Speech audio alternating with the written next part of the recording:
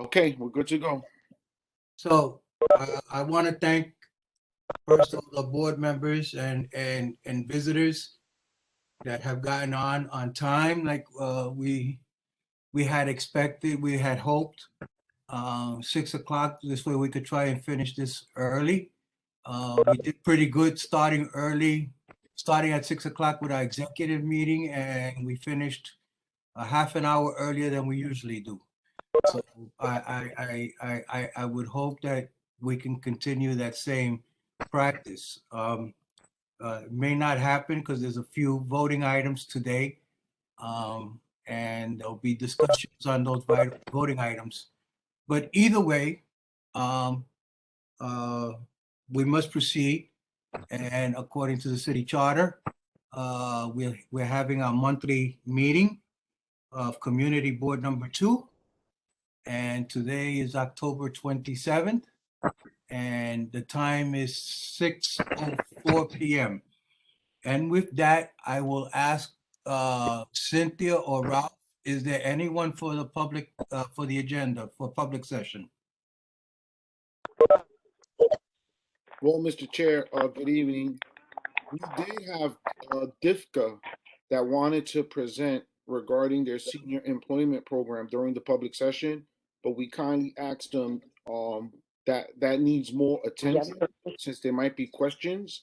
So we kindly asked them to come to the Human Services. So we're just waiting to follow at the request of the Executive Committee.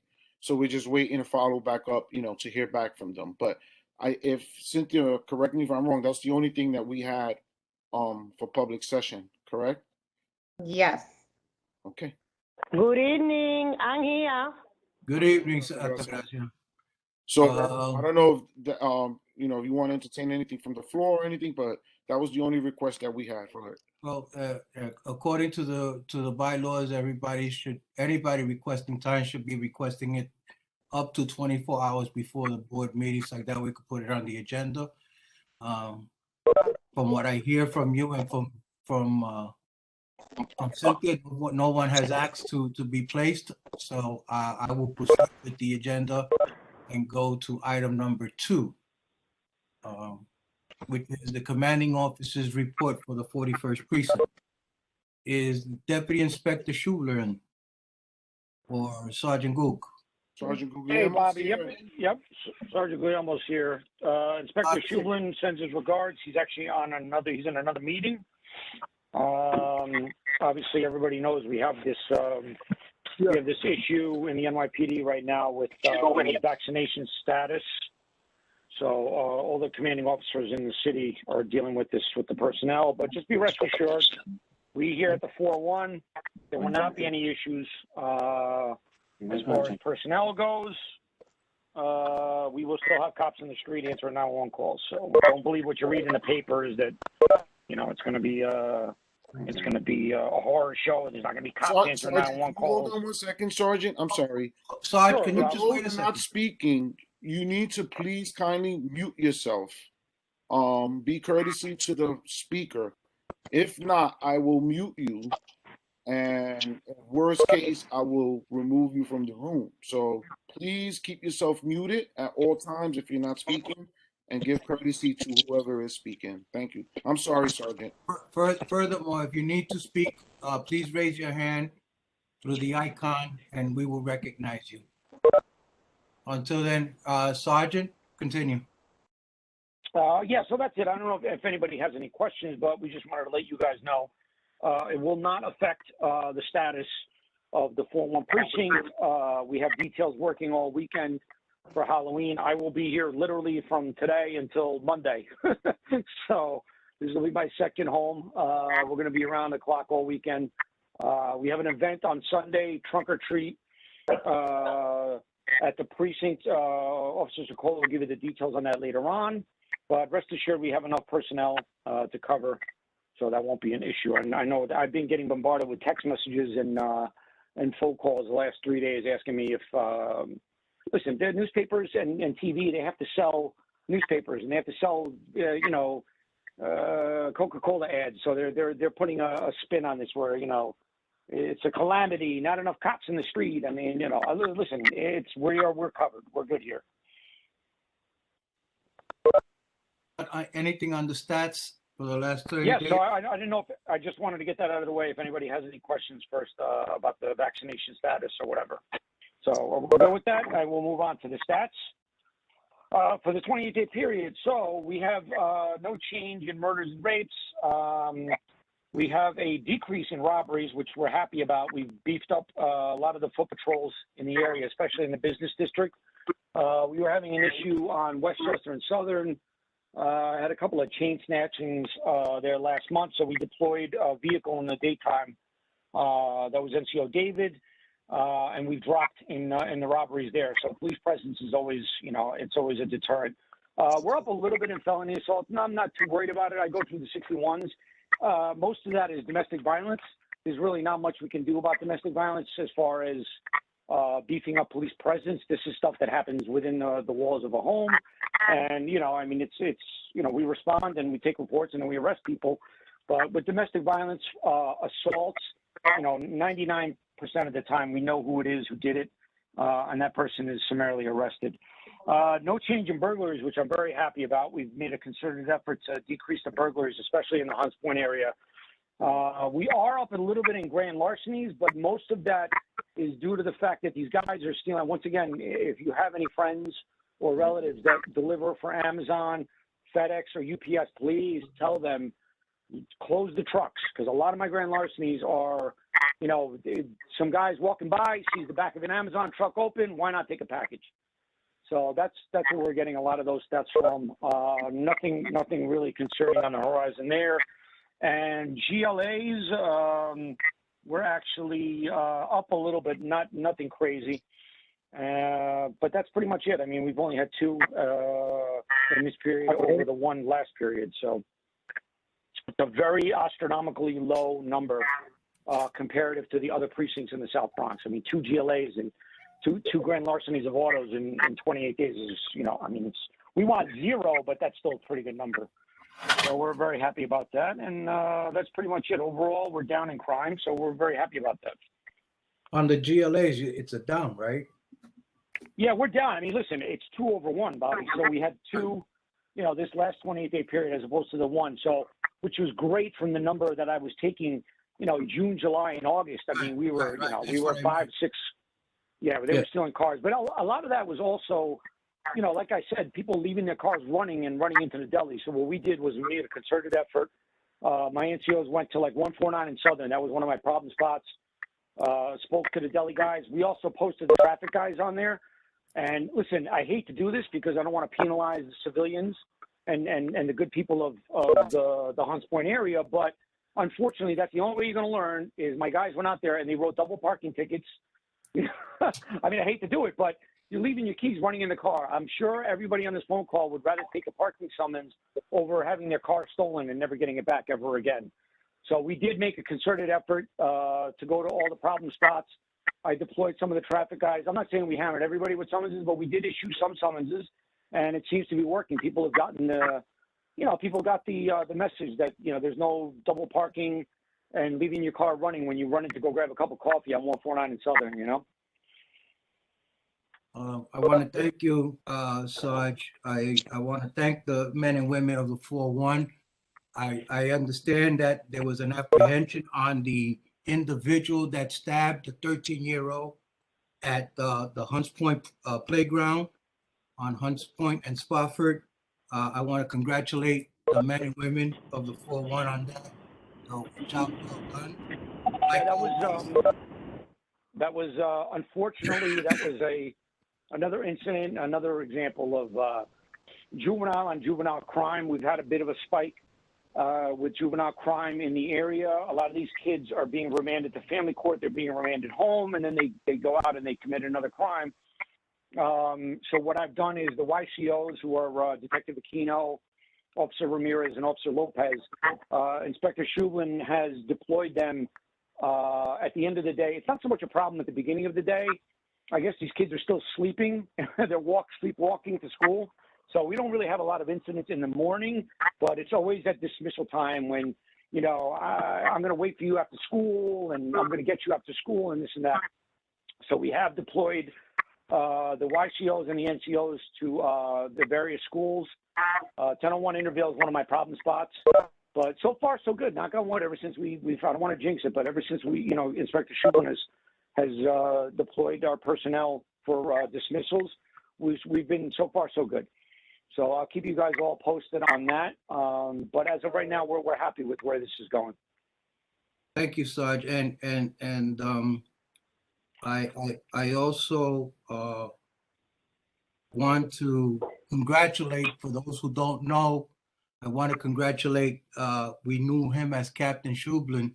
He is now Deputy Inspector Schublin. And when there's a promotion, that means that somewhere along the way, we're going to end up losing him. And it's a shame because he is one guy that has been on top of everything in this precinct. He has shown his dedication to this community. Him and his supervisory staff have worked extremely well in this community, so I want to congratulate the deputy inspector in whichever command he goes to, if we're going to lose him, and it may be very soon, but rest assured that I'm almost sure that he's going to let the borough command and one police plaza know that whoever's sent over here should be a person of that is just as sensitive to the community as he has been, and work as hard as he has been.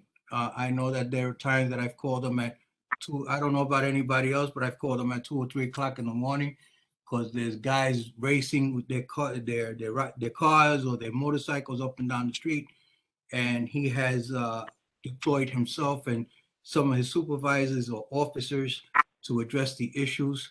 And so I gotta thank him for all the work that he has done. So Sarge, please send him my regards and my congratulations to him. I definitely will. And Bobby, like I was at the Halloween parade on Saturday, and everybody is, listen, Inspector Schublin, one of the greatest bosses that I've ever worked for in my 20-year career. The guy's the real deal. He's the police. But, like anything else, he's being rewarded for all his hard work and he's moving on. But the good thing about, Inspector Schublin is he put a team in place, and there's it's like the Yankees. The Yankees, I'm going to probably anger a lot of Met fans, but the Yankees have that winning mentality, so they're all the way down from their the manager to the bat boy. So that's hopefully there's a good team here in place. So when he's not leaving you guys high and dry, there's a great mentality with the cops, and also with the supervisors, with the sergeants and lieutenants that have worked under him, because everybody's not leaving, most people are going to stick around. So, it'll definitely, I believe that it'll carry over into the next CO and the next administration. When you build, something like that he has done, and he was building off of what Inspector DeSiglia did, and so on and so forth. So hopefully, I'm not worried. I spoke to many people on Saturday at the Halloween parade. I said, listen, calm down. The sky is not falling. It's going to be, we're still going to hold it down in the 4-1. That's what we do. Yeah. So. Yeah. Well, the fortunate part is that the last 3 years we've been pretty low on our stats. So that's why I guess everybody feels it.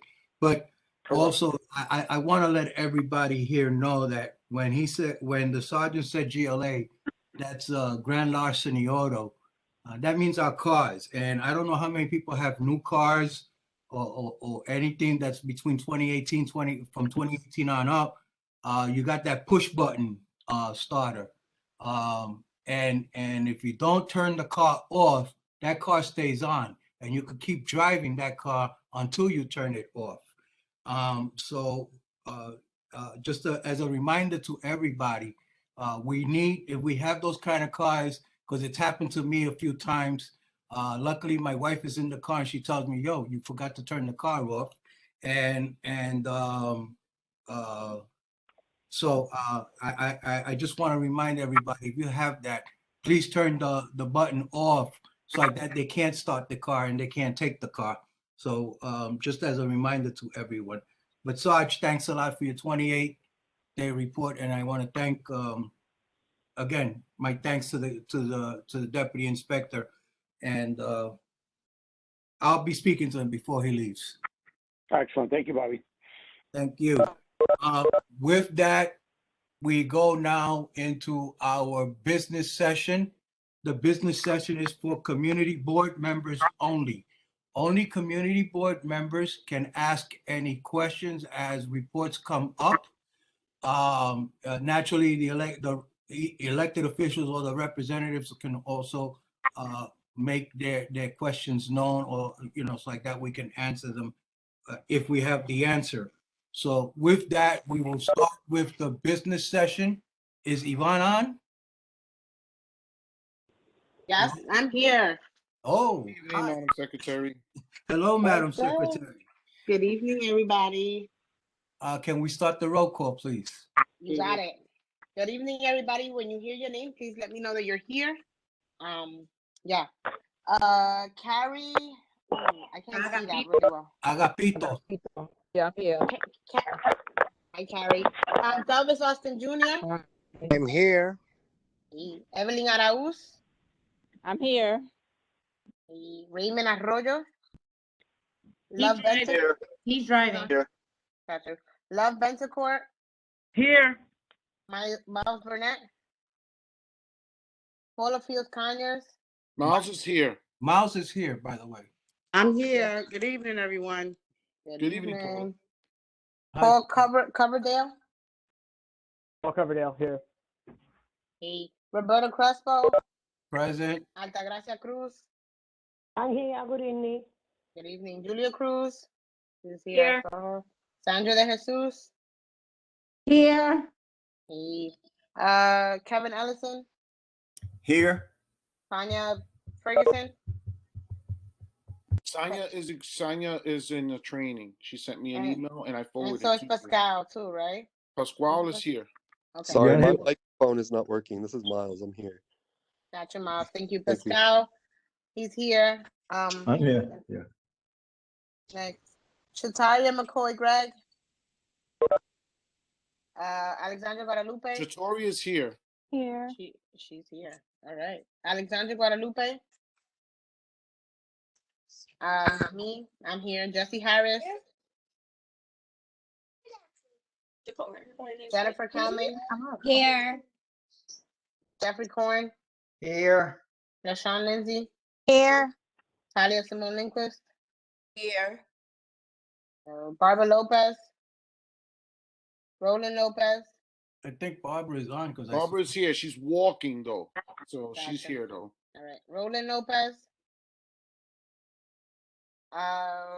Nicholas Mario. Luis Madero. Jonathan Maltir. Cedric McCluster. Monique Menace. Cedric McCluster. Yeah. Madam Secretary, Cedric McCluster is excused. His wife's in the hospital, and he's there with her. So he's been excused from the meeting. Thank you. Monique Menace is present. Gotcha, Monique. Clifford Muniz. Present.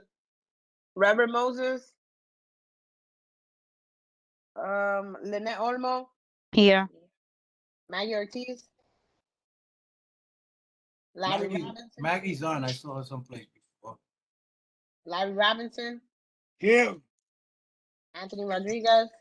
Present. Charlie Samboy. Present. Present. Charlie. Richard Sherman. Here. Tamara Smith. South. Tamara South. Beyonce Tavares. Here. Tia Torres. Thank you, Tamara.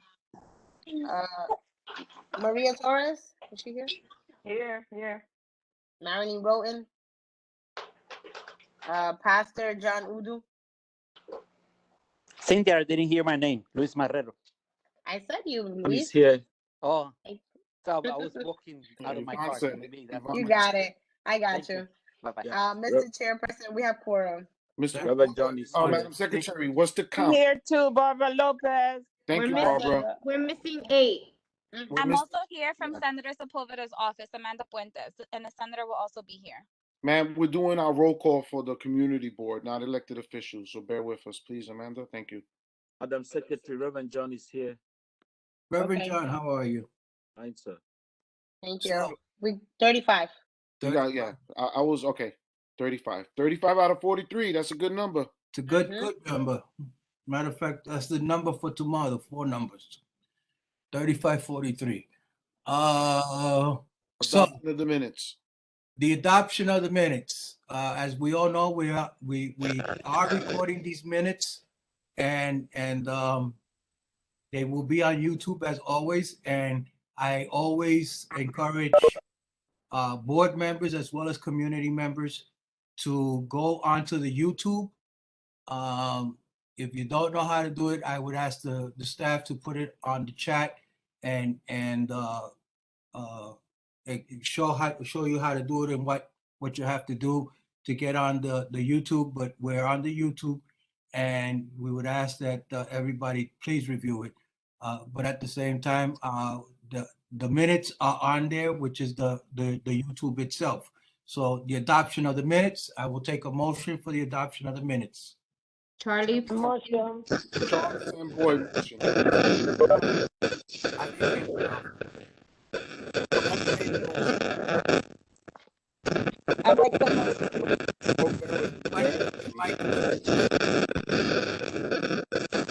Sandra, that's you, Sandra. Thank you. Who made the motion? Charlie made the motion and the Altagracia. And Altagracia seconds. Okay. All right, thank I you. was the first. All right.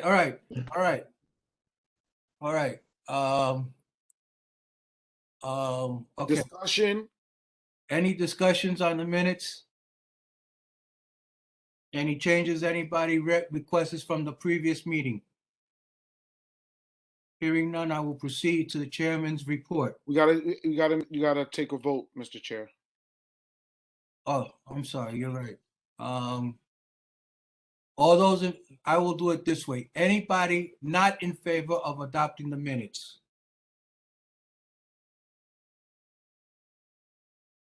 Anybody abstaining from the minutes? Anybody saying no? I mean, anybody, so I'm assuming that everybody is saying yes to the minutes. Hearing no objection, we will carry it as unanimous. We will proceed now to the chairman's report. It's going to be very quick. First and foremost, I really want to thank, I did it at the executive committee and I will do it again tonight. I want to thank V. Tavares, our chair for the special events, and Cynthia and Danielle, and all the volunteers that worked on the Halloween Day Parade. It was something that was extremely, extremely beautiful. And the best part is that when somebody, I think it was Cynthia, sent me the YouTube piece that's 24 minutes. And I saw that 24 minutes, and you know, it feels much better when you see it the second time, because when you're marching, you don't see what's in back. So the 24 minutes gave me the opportunity to see everything that was happening. And I really want to congratulate V and Cynthia, Danielle, all the volunteers for putting such a great job in putting this thing together in a very short time. We have floats, we have marching bands, we had the New York City Fire Department marching. We had bands from Pennsylvania, and I forgot, I think it was Delaware, if I'm not mistaken. Yeah, Delaware. And honestly, this was put together, I would say, in 4 months. How they did it, I don't know, but I congratulate them. Really a job well done, Cynthia. A real great job for V as the chair of the committee. And you know, there's nothing I can say that was wrong. You know, I know that the other day I said, I wish I could say something wrong so like that we can fix it. But the old saying, you don't fix what's not broken. and nothing was broken. Everything was good. Everything was great. Kids were having a great time. So I want to thank you all. Congratulations, guys. I want to thank you on And I a can job say, well done. and I can say something. Yes, ma'am. Okay, the whole community, I'm happy, and the whole community that told me that they enjoy a good time, and that was one of the best. Everybody in Spanish and English, everybody was happy. Thank you so much, guys.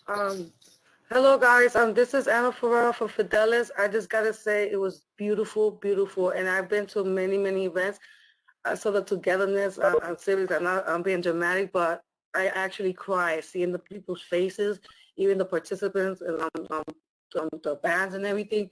It was just amazing what you guys put together. So again, I'm so proud and happy to have helped with it, and looking forward to many more. Thank you so much for the invitation. Thank you, Anna. Thank you very much. And honestly, some of the things that they got there, I don't know how they got it there, but they got it there. The floats were fantastic. They carried some of the board members, and so I want to thank all the board members that did participate. I also, more importantly, want to thank Ms. Paula Fields Conyers for donating the frankfurters and sausages for the kids that were marching, for all the band parade participants. They enjoyed it, and I think that that is something that we're going to have to incorporate at next year's parade. So Paula, I think I saw you. She's Yes, here. thank you so much. I It was done in celebration. This year's theme was celebration of the souls. So I lost an uncle in January and May, and that was my attribute to celebrating their souls. Thanks, guys. Well, I think that we're going to need to incorporate it even more, because those kids that came from Delaware, came from Philadelphia, Yeah. I know that they enjoyed those franks. So, I think that if we want them to come back, we're going to have to look at doing something like that continuously. So thank you, Paula, for doing that. Yeah, it was a pleasure. Great idea too. I liked it. And so the only other thing that I want to say is that there is some extra money in the new budget. And the executive the executive committee met on Monday. We had a discussion with the district manager. And at this time, I want to pass it over to the district manager, because I got it down here, but I think he can explain it a little better than me. Ralph, can you please explain it? Are we talking about the staff salary? Yes, sir. So the staff, we have not seen an increase in 3 fiscal years. There, as the chairman stated, there is some money. There's some monies that needed to be allocated, and we're going to. What we requested at the executive committee was to get a salary increase of Danielle Romero gets 75 cents an hour because she's an hourly worker. I get a 2% increase, and Cynthia Baez get a 4% increase. So it was passed at the executive committee, and it's under the chairman's report right now. And so it was voted on at the executive committee meeting. It was voted on unanimously. And so now I present it to the board. I make the motion to give the salary increases to the 3 staff members. Is there a second? I second it. Oh, I second. all right. Oh. I know now it's second. So, is there any discussions on this? Yes, there is, Mr. Chair. I see Charlie Samboy wants to explain his vote. Charlie. Good evening, everyone. I think I just want to say for the record, there's a lot of having been a city employee in the past and knowing many people that are. I know there's some folks here that represent elected offices. A lot of these folks do this work because they're passionate about it, but that doesn't take away from the fact that they should be compensated accordingly. So I would continue to urge this board to collaborate with other boards and the borough president's office. You know, certainly a 2% or 4% increase is warranted. But given the amount of time that has lapsed since the last increase, and also adjusting for inflation, you're not really catching up with the time. So I would urge that we work together with other boards in the borough president's office to ensure that staff get raises adjusted for inflation when they should get them, at the very least, so that they could keep up with cost of living. And I just want to say that having known Ralph in my previous position at EDC and before that, this is a guy that works tremendously hard. Cynthia as well. So these are folks that deserve their raises. If anything, they should be getting more than what they're being allocated now. Thank you, Charlie. And Thank you, Charlie. I echo your sentiments, and I do believe that presently, right now, the unions are negotiating with the city. So anytime in the future, once they ratify whatever they negotiate, I don't know if they're waiting for the new mayor to negotiate.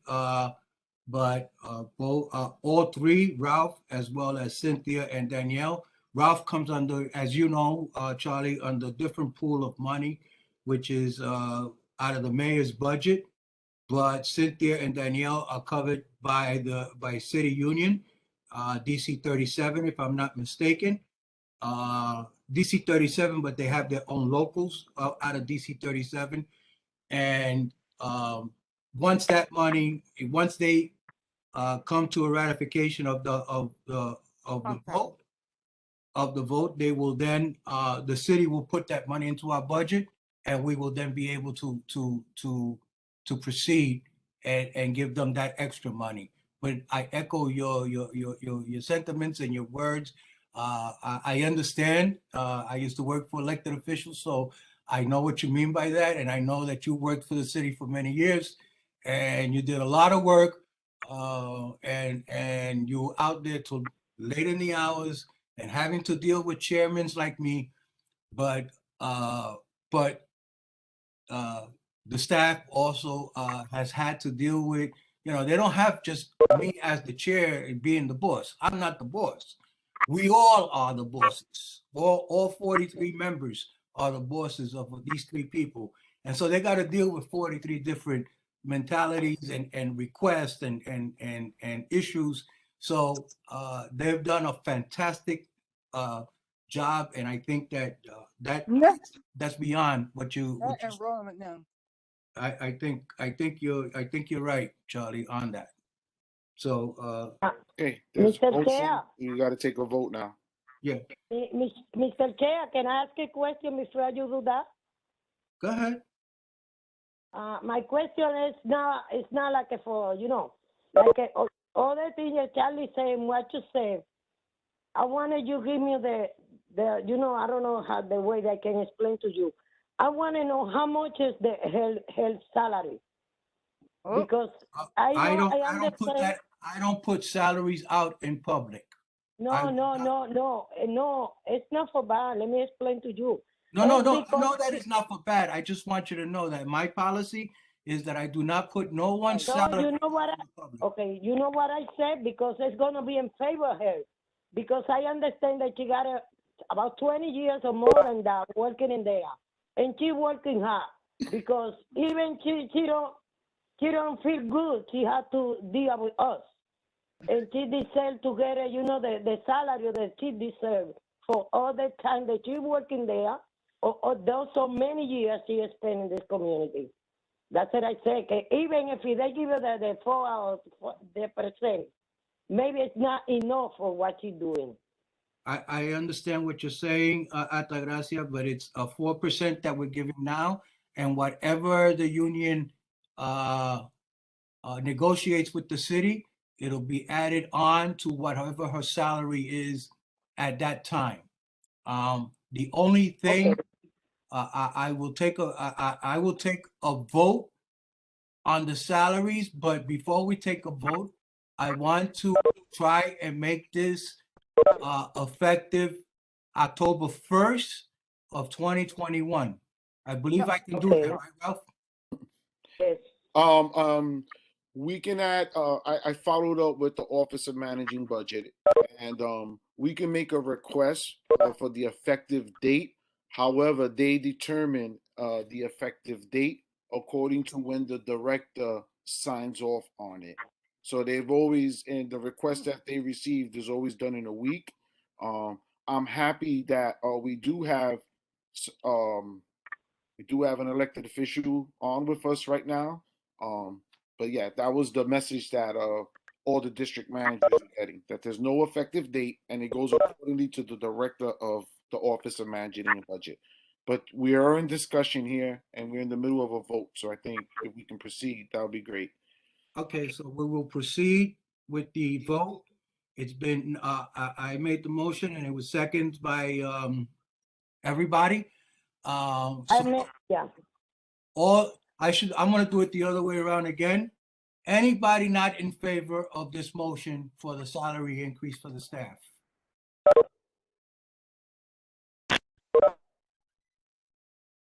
Is there anybody abstaining from the salary increase recommendation? Is there anybody abstaining? I will then take it as a unanimous vote of yes on the salary increase. And that concludes my report. District Manager's report. Thank you, Mr. Chairman.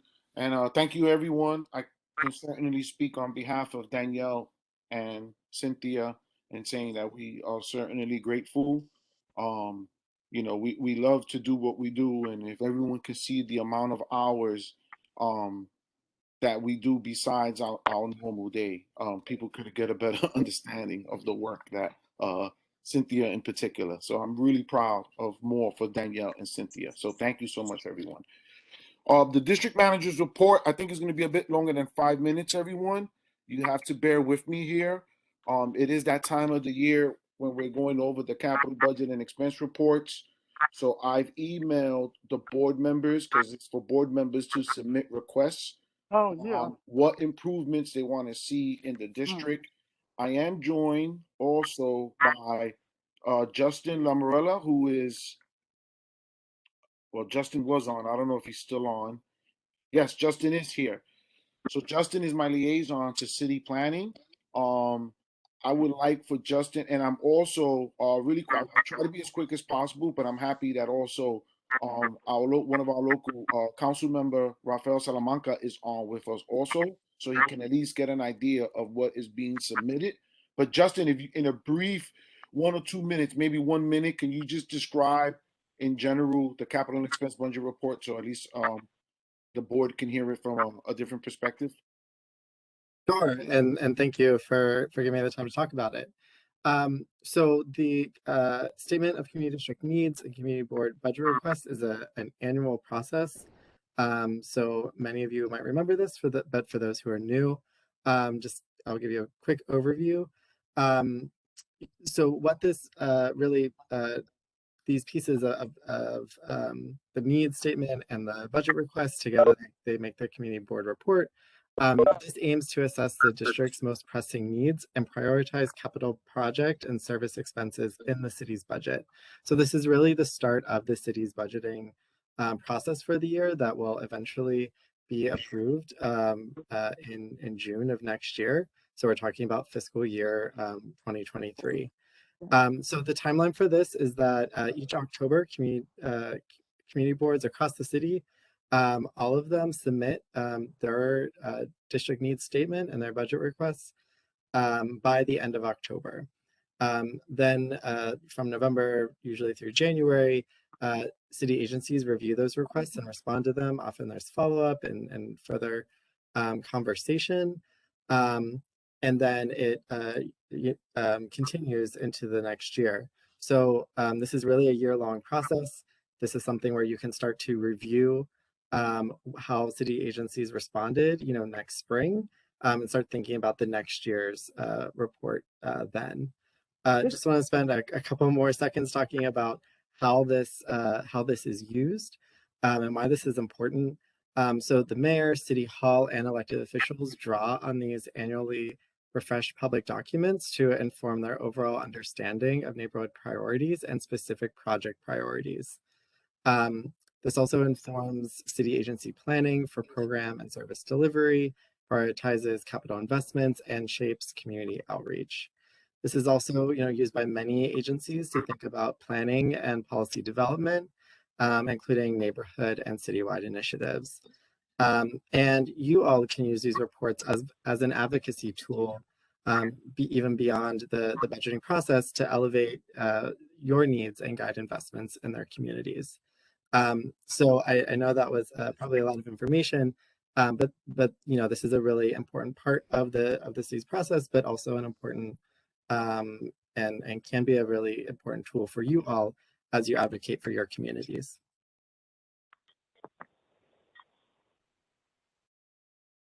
So also happy to answer Thank any you questions. so much for that, Justin. Yeah. I appreciate that. So I did submit to the board members a one-sheet how-to-do list, and I also submitted the requests that were made last year. And so I got 2 requests back so far. One, additional lighting in the district, and the other is to bring more services for seniors in the district. So today is the 27th, as Justin mentioned. We have to the end of this week, which is Friday. Friday is my deadline to submit the capital and budget expense report. I am going to most likely now have to use requests that were made last year that they deemed there was no funding available for. So I'm going to encourage everyone now to please review it, because this is open for board members. It's not open to the general public in our district. So if this is one task that board members have, where you can now get creative and say, well, we need additional like lighting in the street. We need additional speed bumps. We need more street paving. We need more infrastructure. We need another rec center, or we need another school for that matter. This is the time when we have to get creative to make these requests. Every community board does it, and that's where we at. So it's on my report now, and I gave the only 2 requests that I received. If you're not sure of anything, you can email it to me what your question is, and I'll be more than happy to get back to you. But I only have two requests, so it's not gonna, that would take me not so long to put it in. We can. Justin, correct me if I'm wrong. There's really no limit of the number of requests. I think we cap ourselves at 25. However, we've only been putting in maybe 10, knowing that some requests are very far-fetched. So we try to put requests that are feasible in the capital expense, the fiscal year, the upcoming fiscal year. Because we're in fiscal year 22. This is going to be effective fiscal year 23. So we're making requests now. Well, Barbara? excuse me. If we wanted to put in a request to fix Bill Rainey Park, how do we go about doing that? Fix what in Bill Rainey Park? Bill Rainey Park need upgrade. But what is it? The park doesn't have no upgrade. It needs to be redone. Like maybe a turf field. This is Monique Minnis to help Miss Barbara. Maybe a turf field, you know what I mean? Where it shows that different sports can be played on it, There are so many things. How about upgrading that little pit, and we could possibly do Friends of the Park and, work on some other things there with the whole barbecue thing. So, yeah, Bill Rainey can use some stuff. So what I'm going to, like I stated, I am requesting, because it was actually due today. All the requests, if you see the emails that I said, the deadline was today. If you're making a request, I need you to submit it via email to me. That's my request. That's what you need to do. Okay. I'm sorry, my emails were down, Ralph. I'll send it tonight. Please, Monique. Thank you. Thank you, Thank Monique. you, Monique, for helping out there. So yes, just Mr. submit anybody that Acevedo, has a request. Mr. Acevedo, Yes. Time out, Ralph. Time out, Ralph. Any board member that wants to be recognized, please wait till they finish the No, previous raise your hand. speak. Please raise your hand. That'd be great. Altagracia's on the phone, so she can't. Yeah, I know. Go ahead, Altagracia. okay, Mr. Ralph, can you do it for me? The request I'm gonna give you to you now is to please to fix in the street Okay. because they got a lot of The street pavement. holes in the street. Okay, we'll do that. That's not a And problem. cleaning the sewer I too. understand that Altagracia. Please, everyone understand. Altagracia does not have an email address, so everything with her has to be done through the phone. I'll make the accommodations for her. So yes, but I'm asking now. Thank you, Ralph. No problem, Altagracia. I'm just asking board members to please, if you have a request, send it to me via email. That way, it's properly documented. So, and I will have Bobby already talked about the Halloween parade. I know V is on, so we can discuss that then. We're in the office every day, Monday through Friday, 9 to 5, as best as we can because the building is still closed. We have some events coming up, and I'll discuss that when it's time for announcements. But for the sake of time, Mr. Chairman, that concludes the district manager's report. Thank you, Ralph. And I know that it's supposed to be the borough president's report coming up, but I hope Ms. Ruiz doesn't mind that if I can recognize the councilman, because he's got to go to another board meeting. So if the councilman is on, can you please give your report to us? Can you hear me, Mr. Chair? Yes, sir. Good evening, everyone. Thank you, Mr. Chair, for allowing me to speak. First off, I want to give a big shout out to V and Cynthia and the Special Events Committee for an outstanding Halloween parade. I've been, as a district manager prior to being a council member since 2010, I've been heavily involved, and I've never seen such a big parade in terms of participants. And so big kudos to you guys on your hard work and getting individuals there. Like I am just taken back, and congratulations. Just a little bit about what the district manager was speaking about regarding capital and expense. Just know that every year in June, the council members, we vote on a budget, and capital and expense requests from community boards are given to council members so that we can figure out what capital projects we want to fund. In the last 5 years that I've been in the council, I've been able to bring over $150 million. That's right, $150 million to my council district. And that's about an average of about $30 million a year. And you guys helped me. I mean, a few years ago, I funded some baseball lights for Boulevard Park and Monida Playground. It hasn't occurred yet. I know COVID was a big distraction in this. But just know that every council member looks at community boards' capital requests to help us figure out how to allocate capital funding.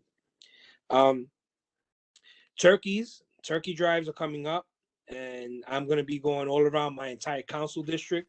Just know that I cover community board 1, 2, 3, a piece of 4, 6, and 9. So I have to spread the wealth. I'm gonna, those of you or you have any organizations that may need some turkeys, please feel free to reach out to my office, and we will try to be as helpful as possible. I have a helmet giveaway this Saturday at 52 Playground. It's going to be a helmet giveaway with the Department of Transportation, and also we're going to do a Halloween candy giveaway. But it looks like the weather may not permit us to do it. So please keep in mind, if it's raining that day, the event will be rescheduled. Please follow us on social media, especially on Facebook and Instagram and Twitter, for any updates for the upcoming event. And finally, just so you know, just 2 bills. I had a bill that was just recently passed last week, Thursday. For those of you that know, myself, like thousands and thousands of New Yorkers, I lost a family member to COVID. I lost my father back in April of 2020. And when I received my father's death certificate, which I don't know if many, when I received my father's death certificate, the cause of death, it was written as natural causes. I didn't pay any mind to it. I was depressed about my dad's death. Fast forward, the federal government, thanks to congressmen and congresswomen and United States senators, they passed a bill which allowed FEMA to allocate funding and allow individuals that lost a family member because of COVID to apply to get some funeral expenses reimbursed. And I immediately started getting calls because I had many constituents and friends who lost their family members, and when they applied to FEMA, they were rejected because their death certificate stated that their family members died of natural causes, not of COVID-19. And when they tried to fix their death certificate for their family members, they were charged a $40 fee. So therefore, this is an error that the city of New York made. I put in a bill waiving the $40 fee and making it easier for New Yorkers to get a revised death certificate. And this past Thursday, the council voted in favor of that bill. So anyone that needs a renewed death certificate because of a family member that passed of COVID, you can renew it with the Department of Health, and you will not be charged any fees you will not be charged a $40 fee for renewing your death certificate. But keep in mind that the state of New York requires that they charge you a fee for a death certificate. So instead of paying $65, you will be charged $15 because the state of New York requires a $15 fee. But I was able to get that $40 fee waived. And then finally, we see these water storms, northeastern, that just hit us. Luckily, we were spared from flooding, but we saw what happened in September with Hurricane Ida that flooded the entire city of New York. My wife's car got flooded. My stepson's car got flooded. So, I know firsthand exactly how this affected us. And looking as to how can we improve this, I was looking at the composure or the structure of the Department of Environmental Protection. And I noticed and I realized that DEP, the Department of Environmental Protection, they do not have borough commissioners. Department of Parks has a borough commissioner, right? Iris Rodriguez is our borough commissioner. Department of Transportation has a borough commissioner, right? Navarro Lopez is our borough commissioner. Department of Buildings has a borough commissioner. And it is time, because our infrastructure is so horrible in the city of New York, that we can hold someone really accountable. And so I put in a bill requiring that the Department of Environmental Protection creates borough commissioners for all 5 boroughs. I have about 34 members who have signed on to this bill, meaning that I'm going to have a veto-proof bill, and it will come up to a vote soon. So I just want to put this on your radar, because I will be coming back once we pass this bill. I think that we have an opportunity, community boards have an opportunity to write a letter of support to select who they feel their borough commissioner for DEP is. And we can get to that when the time is right. So with that, Mr. Chair, I want to thank you for the opportunity for allowing me to present to your board. Again, Salamanca Councilman, you're there for us. Thumbs up to you. Thank you very much. Thank you, love, for your words and support. And I know that Sandra feels the same way. And I know that all 43 board members can honestly say that they have a council member that doesn't hide, is always there, comes to our meetings every month. Somebody's got their mic open again. I want to again thank you for everything you've shared with us, and yes, you're right. DEP, the time has come for DEP to recognize that every borough should have its own borough commissioner, to at least be a stronger liaison to the community boards and to the city administration, because there's far too many floodings going on, we sure enough don't want to continue having what happened with Ida, and what happened just yesterday, Tuesday, Monday into Tuesday, Tuesday into today, with all the flooding that occurred on highways and streets of this community and adjoining communities. So I want to thank you, Councilman, and you're always welcome here. This is your home. This is your board. You was the district manager from here. I learned a lot when I came on board to this community board when you were a board member. And so, but that means a lot. You have a lot of experience and continue the great job you're doing at City Hall. Thank you. Thank you, Mr. Chair. Thank you. Thank you. Thank you Mr. very Chairman, much. we have Cynthia with her Bobby, hand raised, and we have someone from the public with their hand raised. So, Cynthia. Do you have like any information on the bill you just passed so that way we can send it to our board members? Yes, we will. Yes, we're drafting a what you should know type of what the bill does, but more like information on how to actually get a revised death certificate and information on how to contact FEMA. So give us till the end of the week and you'll get, definitely will have something that we can share. Okay, thank you. And also Monique is on the phone, so she texted me because she wanted to say something. Monique. No, I just wanted to make sure that you guys know that I apologize. I will not speak out of turn. I just don't have a raised hand function. Monique, if you star 9, it raises hand. Star 6 means star 9 raise your hand. Okay, thank you. Well, go ahead. You got the floor, Monique. Go ahead. I just wanted to know, how can we apply for some of these positions? Is there information we could get from our board, like our executive board? What position? Monique?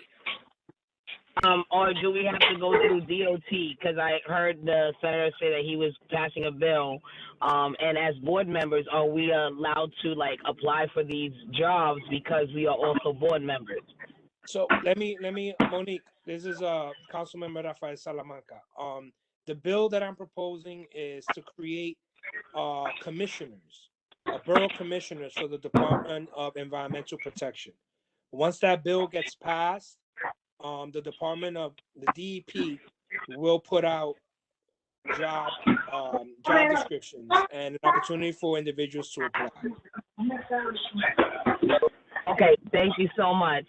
You got it. You have Sandra with her hand raised. Mr. Chair, I don't know if you want to entertain any more questions. I'll entertain one more question. Sandra. And everyone else has to mute themselves. I just want to let you know that me and Pascual have to get off of the meeting because we're working the early voting. So we want to say good night and thank you, Salamanca, for the information because that's a lot for my family to take in and know about these things that can be done to them. So thank you so much. And on that note, have a good night.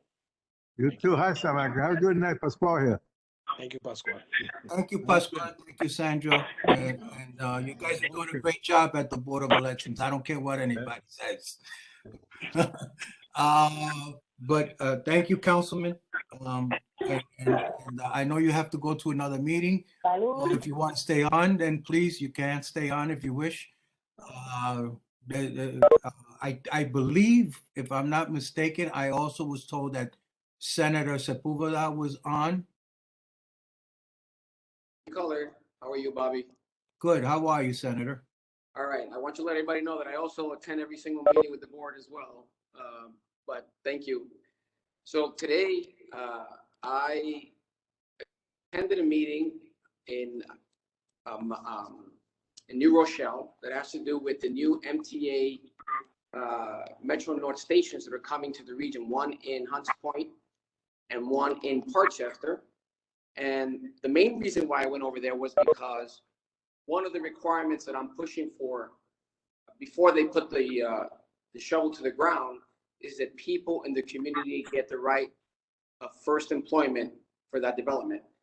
Those stations are going to bring hundreds of millions of dollars in construction and in development.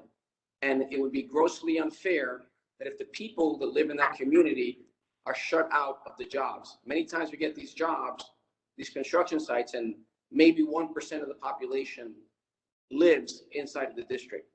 So I'm working with my other colleagues in government to make sure that we get a fair share of the jobs for the people who live in Hunts Point. We'll keep you informed about that development. I'm also working on legislation at the state level to help prevent the issue we have with the bikes and the drag racing in our communities. My legislative director and I are working with a couple of organizations and other elected officials, trying to see what's the best language we can put to combat the issue of drag racing in that community and the issue of the bikes that you see up and down and creating a very dangerous situation in our community.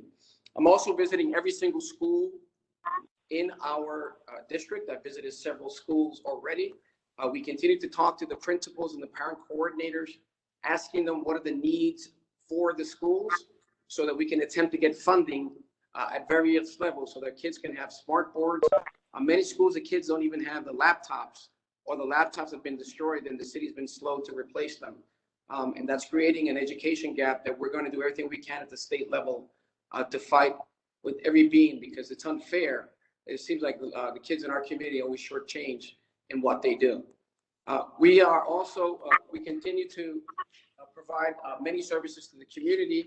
One project that I'm extremely proud of is something that we created called the Workforce Diversification Project.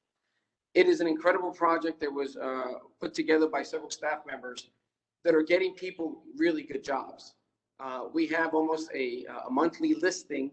All we ask is that you give us your email address. We will put you on the list so that if the jobs are created and listed, we send them out to people right away.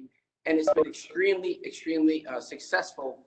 And we're going to continue to work that. So if anybody needs a job or training, because we also allocate people, get them positions for training so they can get better jobs. If anybody needs job help with that and needs a job or a family member, we strongly encourage you to come to our office so that we can assist you. Now, my office is open again, providing in-office assistance. So many things we're doing, SCREED, DRE, our eviction preventions. We just assisted a constituent in the area who was illegally evicted by a landlord. And we were fortunate enough to get the person back with the help of the local precinct. Captain Inspector Schublin was very instrumental in making sure that we got that gentleman back into his apartment. We're helping people get the health insurance, the emergency rental assistance, and helping people still apply for many of the helps that we get at the federal and state level. We're helping a lot of people in the office. Look, we get anywhere between 30 and 50 constituent offices visits a day. We are, according to the State Senate, the busiest constituent service office in the entire state of New York. And that's because our staff are really enthusiastic about helping the community. We're there to help. If you need assistance, you can also follow us on social media, or you can also call us at our office at 718-991-3161. I have my Director of Community Affairs on this WebEx. Her name is Amanda Puentes, and if anybody has any questions after I leave, they can ask her. If I have any questions now, I'm happy to answer. Thank you, Bobby. Thank you, Senator. And I got a question for him.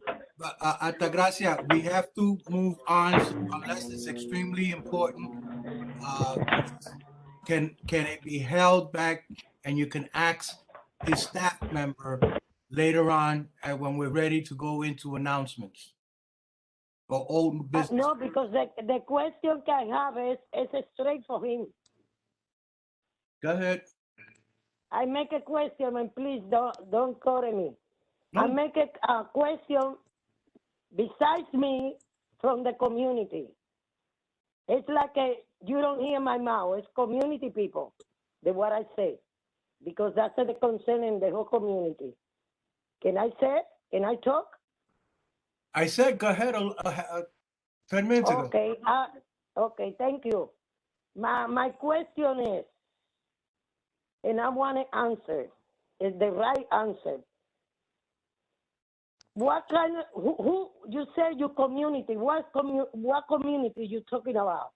Because in this community, everything you say, it's not concerning about this community, because at the time that you're there, I hear Spanish and English 24/7.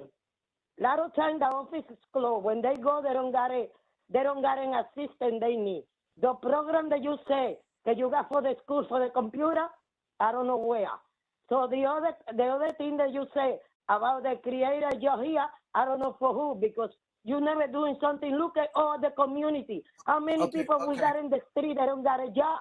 Okay, Altagracia, I understand where you're going, and I think that what we need to do is ask the senator to please provide it,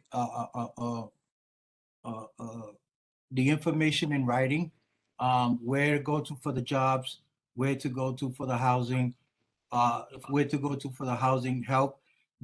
He's saying that his office is open, so I think that maybe you need to go, or whoever from the community that you know, refer them to his office and ask them to help out of his office. Mr. Chair, I'm sorry to interrupt you. You remember the meeting that we got a year ago?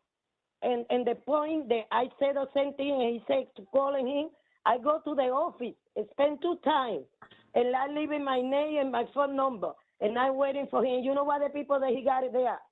I don't know that where they come from. They told me that, oh no, you have to deal with us because he's not gonna see nobody here.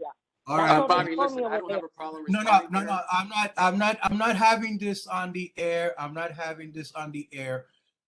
This is not to attack. This is for information. You've stated your grievance, Altagracia. It's up to the senator to investigate his staff to find out what you're saying, if it's true or not true. No, I can go over there and I told him. Let me just finish. Let me finish, please. And it's up to the senator to decide how he's going to deal with his staff on those issues. If you're saying that the community is saying that they can't get into the office or whatever, it's up to him. It's up to the senator to work on his staff. We cannot do anything about that. You've brought it to his attention. Now it's up to him to then decide what he has to do. Okay? Thank you. Well, Bobby, I'm going to respond because I respectfully disagree with her. Again, this week alone, we've seen. I understand. Bobby, I have to respond. I'm sorry. I can't let somebody speak that way about my staff. My staff is there until 9 o'clock at night. Excuse me, Senator. I just don't want to go from one person to the next and one person to the next. That's fine, Bobby, but I just want to make a statement. My office is open until almost 9 o'clock. Okay. My staff is in that office almost till 9 o'clock at night. We service over 150 people. 95% of the people that come to our office are happy with the services that they get. I'm sorry, I don't know what your experience, Altagracia, but it's not reflective of the work that we do. I can go in the office and installing you in the front of the people that you got it there, because Well, what I say is true.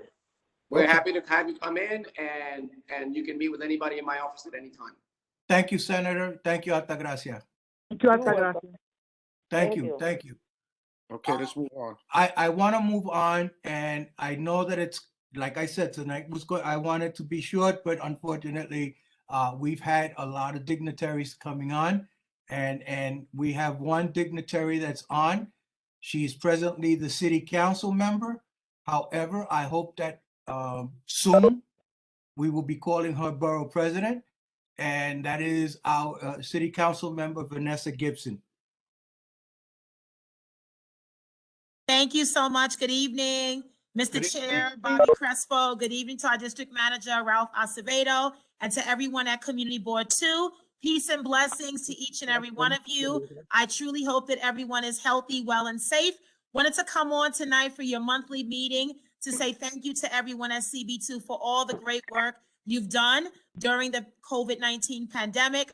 I have been watching as your neighbor in Community Boards 3, 4, and 5, and I wanted to just come and say hello to all of you. I am Councilmember Vanessa Gibson. I represent District 16 in the West Bronx, your neighbor to the west. I've been in the City Council for 8 years, serving the residents in Claremont, Claremont Village, Concourse, Concourse Village, Highbridge, Mount Eden, Morris Heights, and Morrisania. And I've been in the City Council since 2013. I came in with the mayor de Blasio administration. And now, as a result of term limits, I will be leaving office at the end of this year. But I am very excited because I am your Democratic nominee for Bronx Borough President. I was able to win the Democratic primary in June, and now we are gearing up for the general election next week on Tuesday, November 2nd. But since the June election, many of you know I've not been a stranger.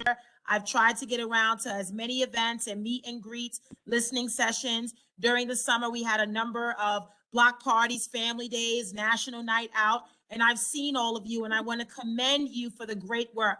Bobby, you've been a friend for many, many years. Ralph, you've been a friend for many, many years, and I want to thank all of you, my colleagues in government, my colleague in the city council, Ralph Salamanca, as well as Senator Louis Sepulveda, and really each and every one of you. Just a couple of announcements because my colleagues spoke about everything that we're doing, making sure that we continue to recover from COVID-19, offering not just COVID testing, but the vaccine at almost every single H&H site, community centers. We've been making sure that we promote all of the sites that are available for children and families, and really making sure that we respond to the needs of the residents.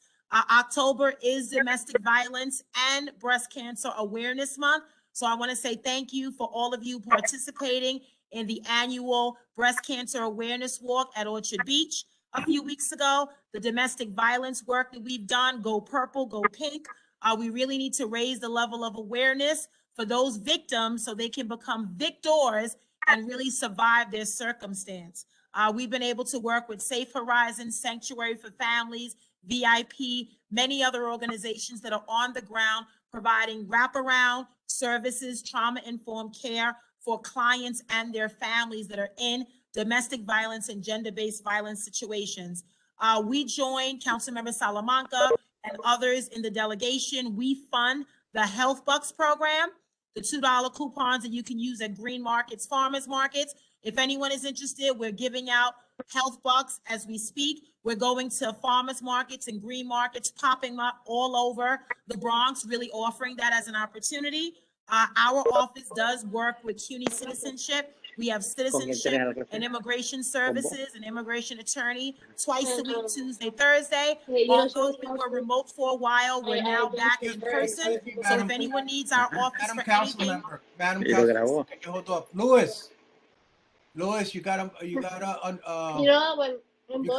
that Senator Sepulveda interrupting my presentation, or Louis Madero? It's okay. It's all love. That was an accident. It's okay. I know. It's okay. It's okay. So I was just saying, if anyone requires citizenship immigration services, we have an attorney in our office twice a week on Tuesday, Thursdays to help with any of your constituents that may need assistance. We also have a family law attorney that deals with child custody and foster care issues, family law issues. So if anyone needs our office for services, please feel free to work with us. But all in all, I'm looking forward to working with you. CB2 is a critical part of the work that we've done in Longwood, working in Hunts Point. I've met with a coalition around healthcare, around Not 62, around economic development, around so many opportunities that we have here in the Bronx to create good paying jobs, a pathway to the middle class, supporting young people and families, the LGBTQ community, individuals with disabilities and veterans and children. We have a problem with gun violence in our communities, family, and it is unacceptable when I hear of a teenager picking up a gun and shooting another teenager. It breaks my heart, and I take this very personal. Working with the mayor's office to prevent gun violence, MOCJ, the NYPD, anti-gun violence organizations, SOS, Guns Down, Life Up. We have to do more, but we know that community centers and jobs are a key component of this work. I refuse to give up on our young people. I will not give up on them because they are the next generation of leaders. We are not judging them. We're going to give them love. We're going to love on them and encourage them and support them and keep them out of the criminal justice system. So many of our young people don't have opportunities and they're not shown something different. If you know better, you do better. That's just the reality. So I need all of you as partners, members of Community Board 2, no matter what time you have in front of your name, to help me help my administration as we move forward to deal with the plague of gun violence, to help our parents, to give them support, our educators. No child should be taking a weapon to school, but guess what? They need it to be safe because it's not safe as they go to school. They feel like they have to have a weapon. So there's always an underlying reason of why youth are engaging in violence in the first place. Jails are not the answer. I get that. But I know that we need a place for people that are accused of violent crimes. And I'm not defending anyone that engages in violence. All I'm saying is there is a reason. If we look at the root causes, poverty, underemployment, lack of opportunity, lack of safe spaces, then we can get to the reason why we have so much violence across the Bronx. I want to work with all of you and our anti-gun violence partners, the district attorney's office. We've been doing great work, and I know we can do even better. Please be encouraged, be empowered. I'm ready to work with all of you. I want to thank you at CB2. I'm looking forward to working with you, and I thank you so much for your time tonight.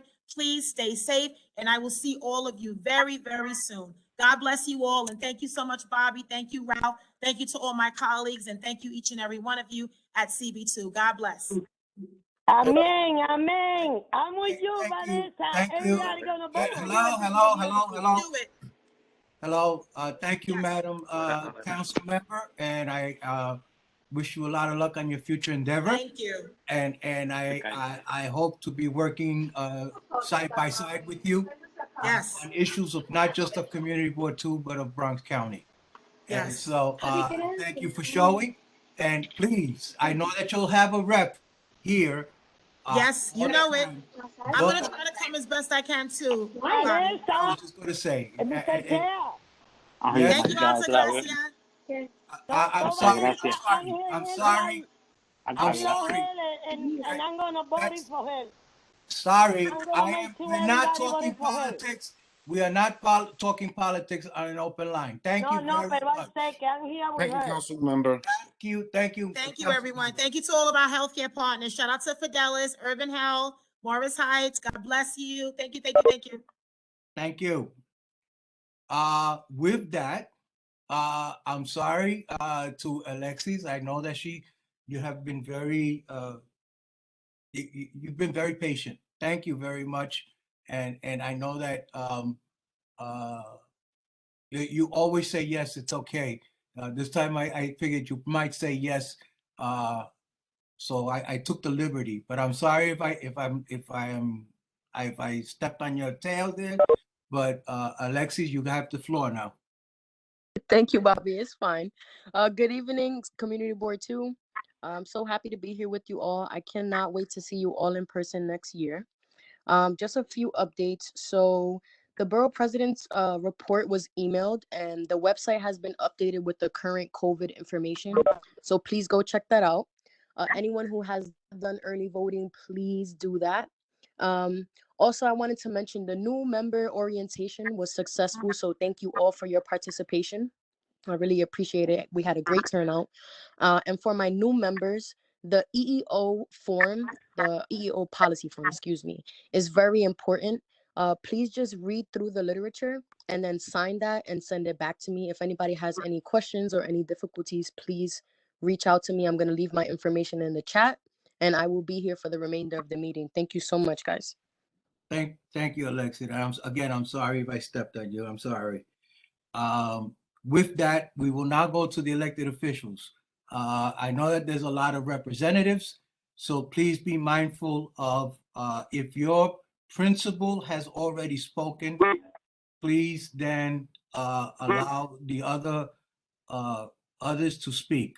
So we will start with the mayor's office because I know he hasn't been here in who knows how long, but I know his rep has been here from the mayor's office.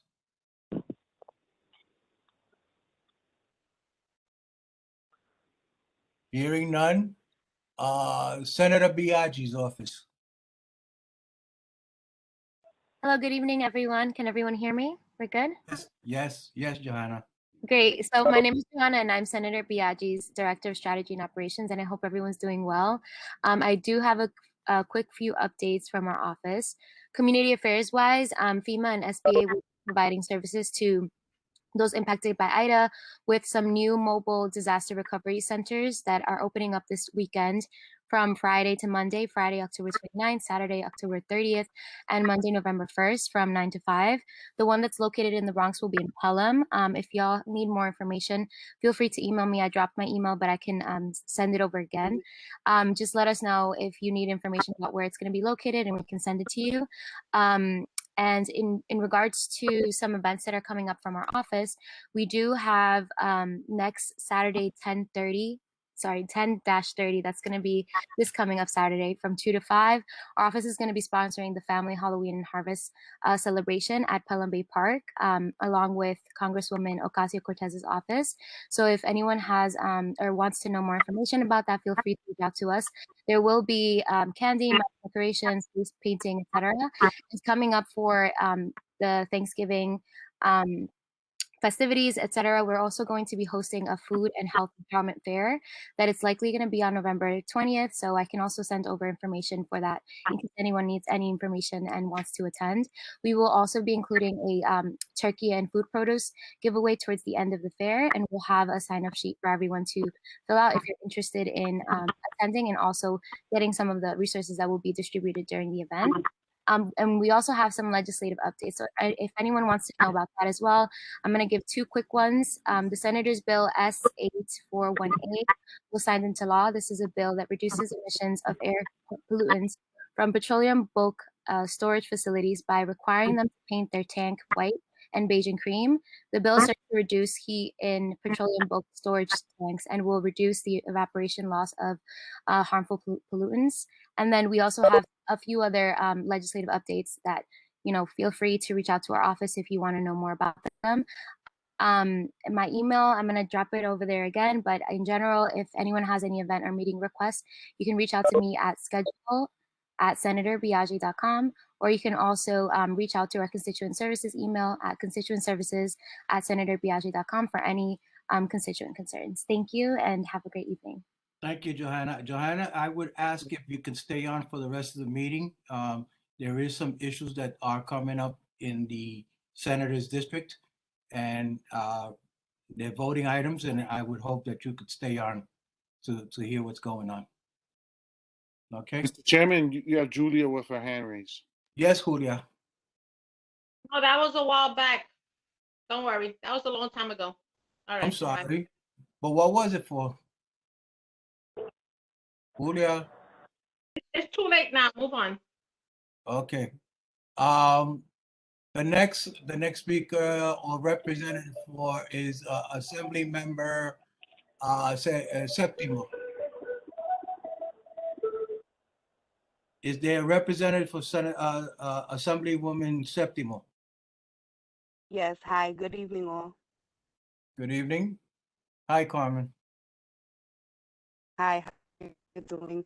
I just want to let everybody know that Amanda, she's in charge of District 84 for any constituents. I just want to let them know that our office is not 100% open, but if you give us a call, we'll give you an appointment so you could be able to come in for any services that you need. I also want to say that we have an event coming up this Saturday in her district, also your district. Is on Monida Street, is the Monida Street Haunted Backyard. I will send Mr. Ralph Acevedo a flyer so he can see and be able to share it tomorrow. And yeah, I will put my email in the chat in case anybody has any questions. I do, and I would hope that the same request that I made from Senator Biaggi's office, I would hope that you would stay on, because there is some voting items that are coming up that are in the Assemblywoman's district, and we would hope that you could stay on and then report back to the Assembly member, since she was instrumental in a meeting that we had not too long ago. Definitely, Mr. Cresto, sure will. Thank you very much. Julia, you still want to say something? No, it's too late. The time passed. Go ahead. Okay. We had Salamanca, Jose Rodriguez for a council member Ayala's office. Hey Bobby, how are you? I'm just gonna be extremely brief. I'm actually sick at the moment. Just want to send greetings on behalf of Councilmember Ayala. I'm our chief of staff. I put my contact information in the chat.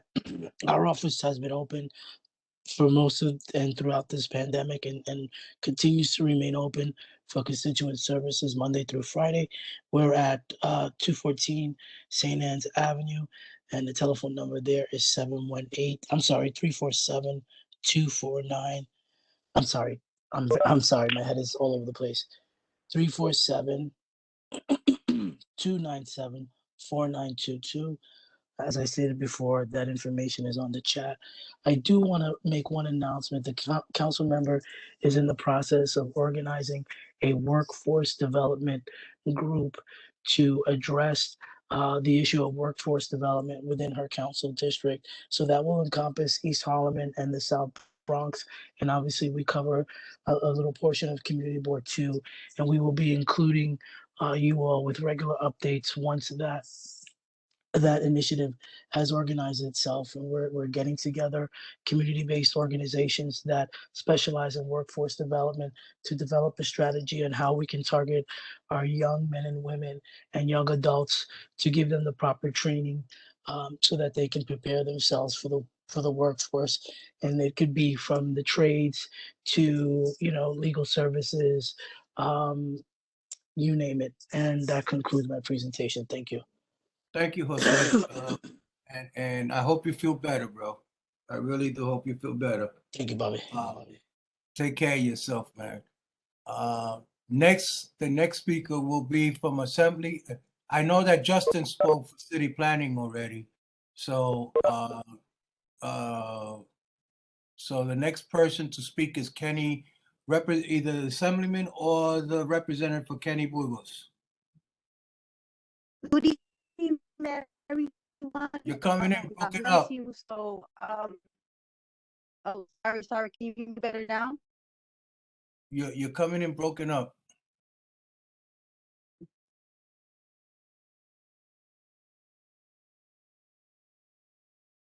Monica, you're coming in broken Yeah. up.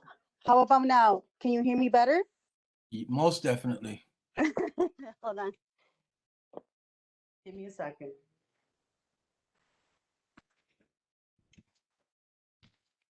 How about now? Perfect. Okay. So good evening. Now, sorry about that. So I'm Monica Monzon. I'm the district manager at Assemblyman Kenny Burgos' office. So I just wanted to talk about the constituent services. We are working with, well, our office is working with Luis Sepulveda's office. We are trying to work together to get these constituent services going. So if for some reason anyone has a problem that they cannot get an appointment or anything, just give me a call or just visit our office, and we'll try to accommodate you as much as we can. So that's one thing. We are gonna have on November 4th, we're gonna have an oath event, which any homeowners, any taxi drivers, anyone that has a summons, if you have a summons and you haven't been able to take care of it, or if you want to appeal the summons, we will have an event on November 4th in our office from 10 a.m. to 5 p.m.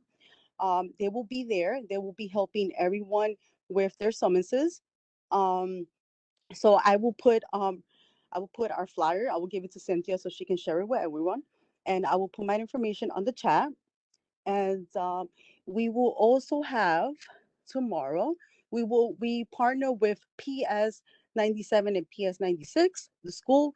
We're gonna be having the New York City Library. We're gonna have them in our office, and they're gonna be helping the children set up any library cards and any resources that they haven't been able to get because the libraries are closed. Some of the libraries are closed, so they're gonna be in our office doing some outreach for our community. And as you know, the Assemblyman has been working with Rikers Island and with the incarcerated inmates. It's a big challenge. The things are happening in these jails are very critical. So He's just, working on those bills and working on how to get the safe. And that's pretty much it. And thank you for having us here today. God bless. Thank you, Monica. And again, Monica, I will ask you the same way I asked um, from Senator Biagi's office, as well as State Senator Septimo's office. If you could please stay on and report back to the Assemblyman. There was a meeting that we had some time ago on an item that's going to be voted on today, and they wanted to be abreast of what was happening. So I would hope that you could stay on, so like that you could report back to the Assemblyman. Of course. Thank you so much. I really appreciate it. And Definitely. also remind the Assemblyman that people may not believe it, but Rikers Island is in the confines of Community Board 2. Yes. And it's not, and in the 4-1. And we're the ones that get the bad reputations of what's happening in Rikers Island. So if possible, any legislation that he's going to put in, to please involve Community Board 2 into that legislation. Will do. Sure do. I will keep you as much as I can posted with any Not news. myself and the district manager, because I know you're always speaking to him. So, but no problem. Either Will one do. of us. Thank you very much. Thank you. Anybody from Assembly Member Chantel Jackson? Sir, this is Monica. I am the legislative director for the Assemblywoman.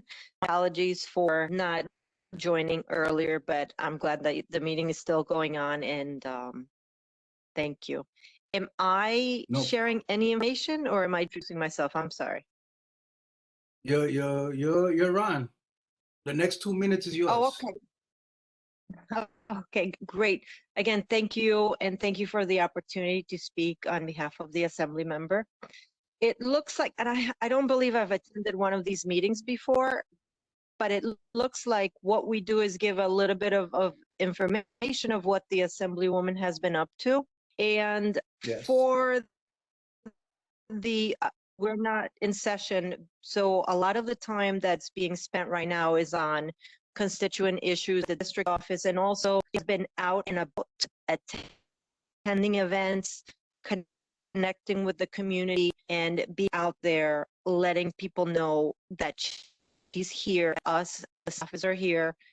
And I'm just looking for my apologies. It's okay. There have been a lot of different events that have taken place over, really, I'm doing I know October, she's been very busy. October updates. She is all over the place, and I think it's nice, but at the same, let's see. Certainly for us as staffers, we do try to attend as many of the community board meetings, the precinct meetings, so we are out there doing that. She's been out there talking to people. She participated in there was a Women of Color Breast Cancer Walk at the beginning of October. There, let's see, oh my goodness, there are so many things. There was also, there was the Bronx 4th annual 5K run. That was the district attorney's 4th annual 5K run. The assembly members, some of our team members were there. So there was a Lincoln Hospital Hispanic Heritage Month celebration. She attended that. There's a number of other events in the community where she has participated. And in terms of legislation, October is like off session months, pretty quiet. Let's see. Looking ahead, the Assemblywoman continues to invite everyone, if they would like to stay connected to office, to submit an email and request to be added to her her e-newsletter weekly, and information about upcoming events, community resources. All of that is shared with the community in that way. And I am not sure. I believe that would be what I have in terms of sharing of some of the things she's been up to. And for looking ahead also legislative wise, she has priorities that she will outline, and certainly looking ahead at the budget, we will have that information to share probably at the next meeting or so. Are there any questions that I can answer? I don't know if I gave enough information or too much. Mr. Chair, you have Barbara Lopez with her hand raised. Hey, Barbara. Barbara, go ahead. Is there a question? Barbara, you're on mute if, we can't hear you.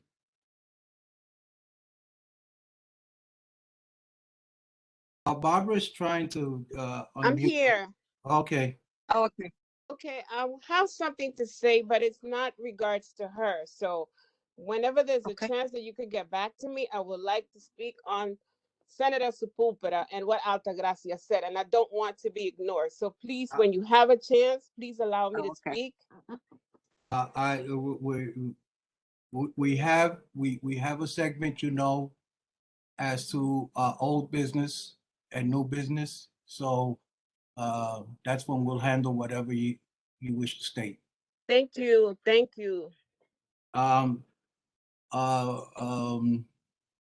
So from my end, are there any questions or anything? Ms. Miranda, yes. I want to also ask you if you can stay on, because the Assemblywoman was part and parcel of a meeting that we did have.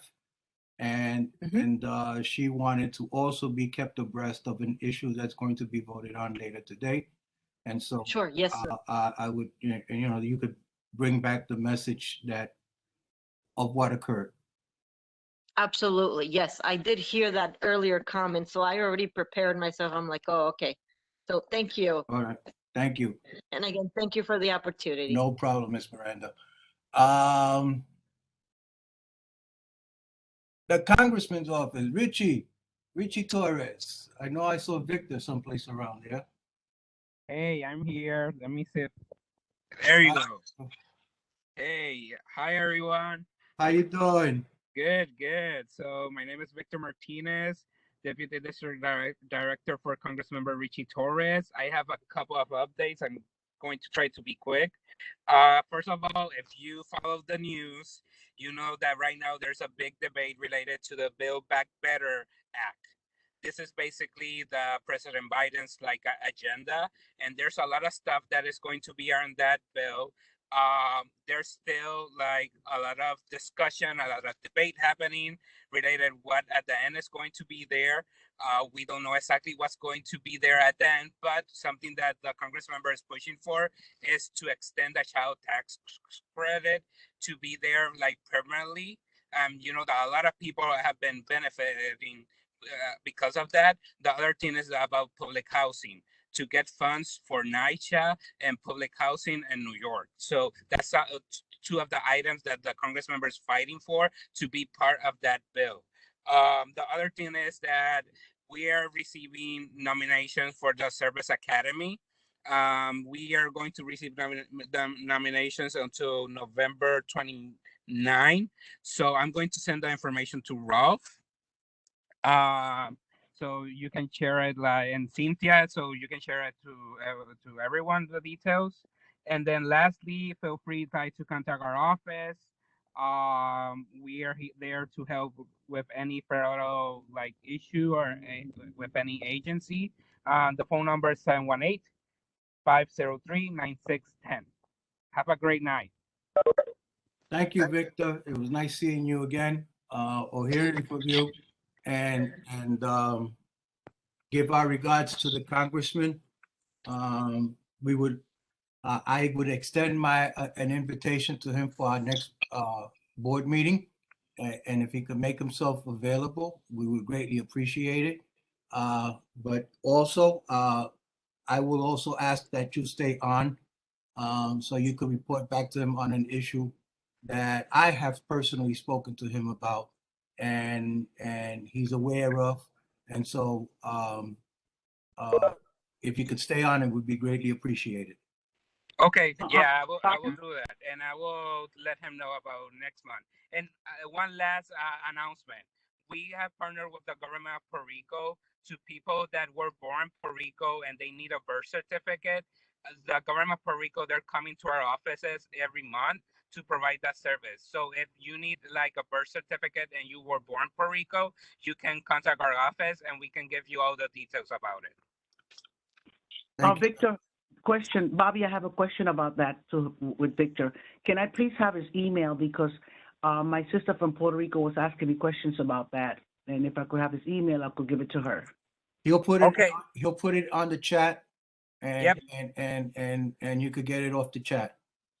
Okay, thank you so much. Okay. The next one is from the controller's office. Anybody from the controller's office? Anyone from the controller's office? Anybody from Department of Health? Anybody from Public Advocate Jamali Williams' office?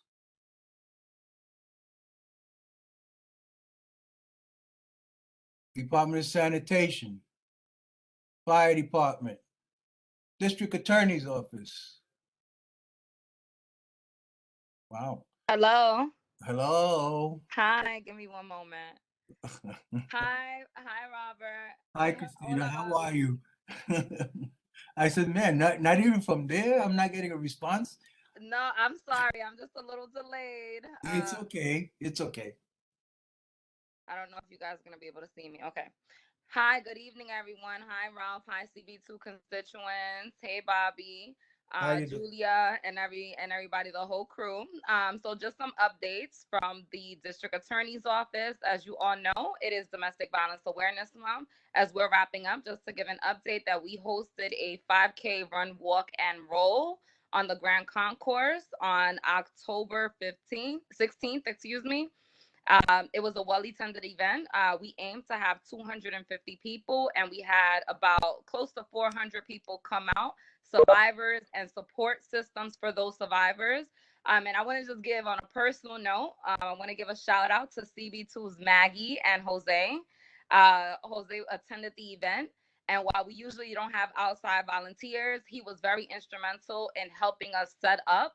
He was there very early. So just a shout out to CB2 for that, because they came by way of CB2. Upcoming events.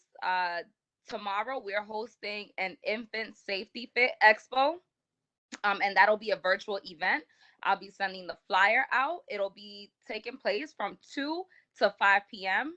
And the final thing is that on November 6th, following week, we will be hosting a resource reentry fair. So relative to what Council Member Gibson mentioned, we are trying to target the root cause of why people commit crimes and the resources that they are lacking. And so we're hosting this resource reentry fair for those reentering into the community and those who are looking for services within that realm. So we'll have tables with work opportunities, health opportunities, you name it. It is a resource reentry fair, not only for those reentering, but for those that need it as well. And that concludes my report. Thank you. Thank you, Christina. Give our regards to the district attorney, and also an invite also goes out to her also. Hopefully that she could be available next month or even in December to come on. For sure, I'll let her know. Thank you very, very much. I think that is it. Department of the Aging and the New York State Attorney General's office. Not hearing none, that concludes the public. Robert, I'm sorry. This is Anna for Fidelis. Can we have a few minutes? We want to say a few words on behalf of Fidelis. We can't do that right now. We can't do this right now because We can't. Okay. All right. Maybe next time. Okay. Perfect. We're Thank in you. the business session of the board. During announcements, possibly. During announcements, we might be able to. You got it. Thank you. Okay. Ralph, I'm lost now. Okay. Committees. We up to the committee. Okay. Committee report. Committee minutes, reports. So the first committee, who has 3 voting items, I believe it's 3 voting items. I might be mistaken. I think it's only 2. But I see 3 items there on the FLP. So Pastor John, or 4, I'm sorry. We have a couple of items, Bobby, but Yeah, okay, several items. Pastor John, you're on. Yes, Mr. Ruff, can you help me, please? I'm on my phone. I'm not able to read the items, please. No problem, Mr. Chair. So we're up to the FLP. The first item is to review the renewal of applications for 673 JRV Corp. The trade name is Diamond Club, located at 673 Hunts Point Avenue. They're applying for a full license. They will have recorded music, a DJ, employee dancing, exotic dancing. The establishment will have a menu that meets the legal minimum food availability requirements, food prep area at a minimum. There's no outdoor permit for this location. And the license number is present there, 1142922.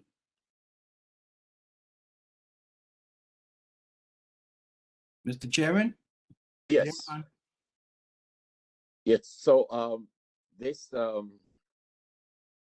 item came before the committee, and the committee voted to deny the application. There has been quite a number of issues with this particular establishment. I believe the district manager can provide us with some of the violations, outstanding violations, and ongoing complaints from community residents, which is reported through the 911 calls and 311 calls as well. And so at the community level, it was voted to deny this application. It's also important to state that we had nearly all our elected officials at the committee meeting, and they all showed their strong support for the denial of this particular application. What was the vote from the committee, Mr. Chairman? It was unanimous decision. Okay. So at this time, as we always do, we always tell the Mr. Chair, can I have a point of Yes, reference here? Yes, sir. So at the committee level, this item was was discussed, and then we had a manager from the establishment come on. And at that time, the committee chair said he acknowledged the manager and stated that he would give him an opportunity to speak. I don't know how long he wants him to speak now, but that was made at the committee. So that's where we at right now with that.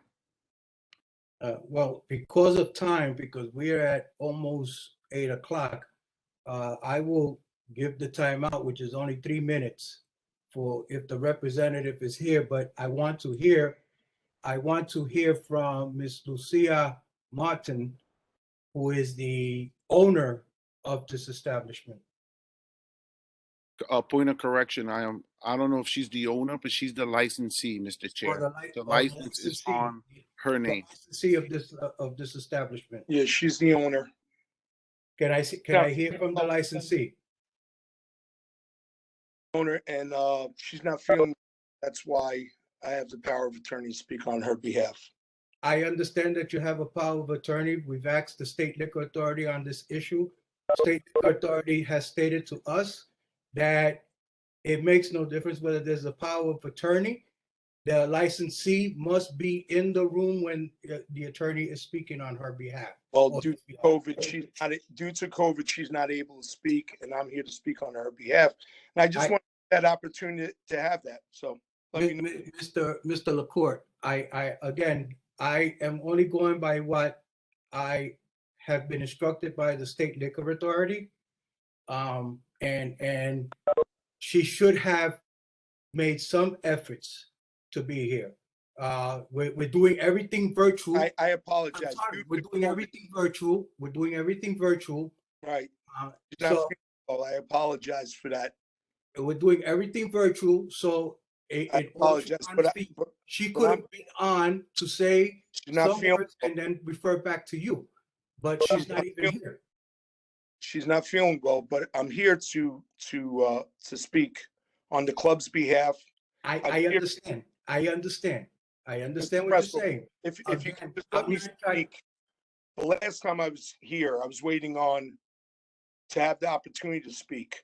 I was waiting for a link. A link never was set. Hold on. You said that you sent me a link. A link was never set. The vote was made. The link was sent out. I would just like to have an opportunity to speak, say what you need to say, and then just give me my chance to speak on behalf of the club. I understand allegations that are being made, and I just want to clarify what's going on up to date. Thank you. Mr. LaCourte, I understand what you're saying.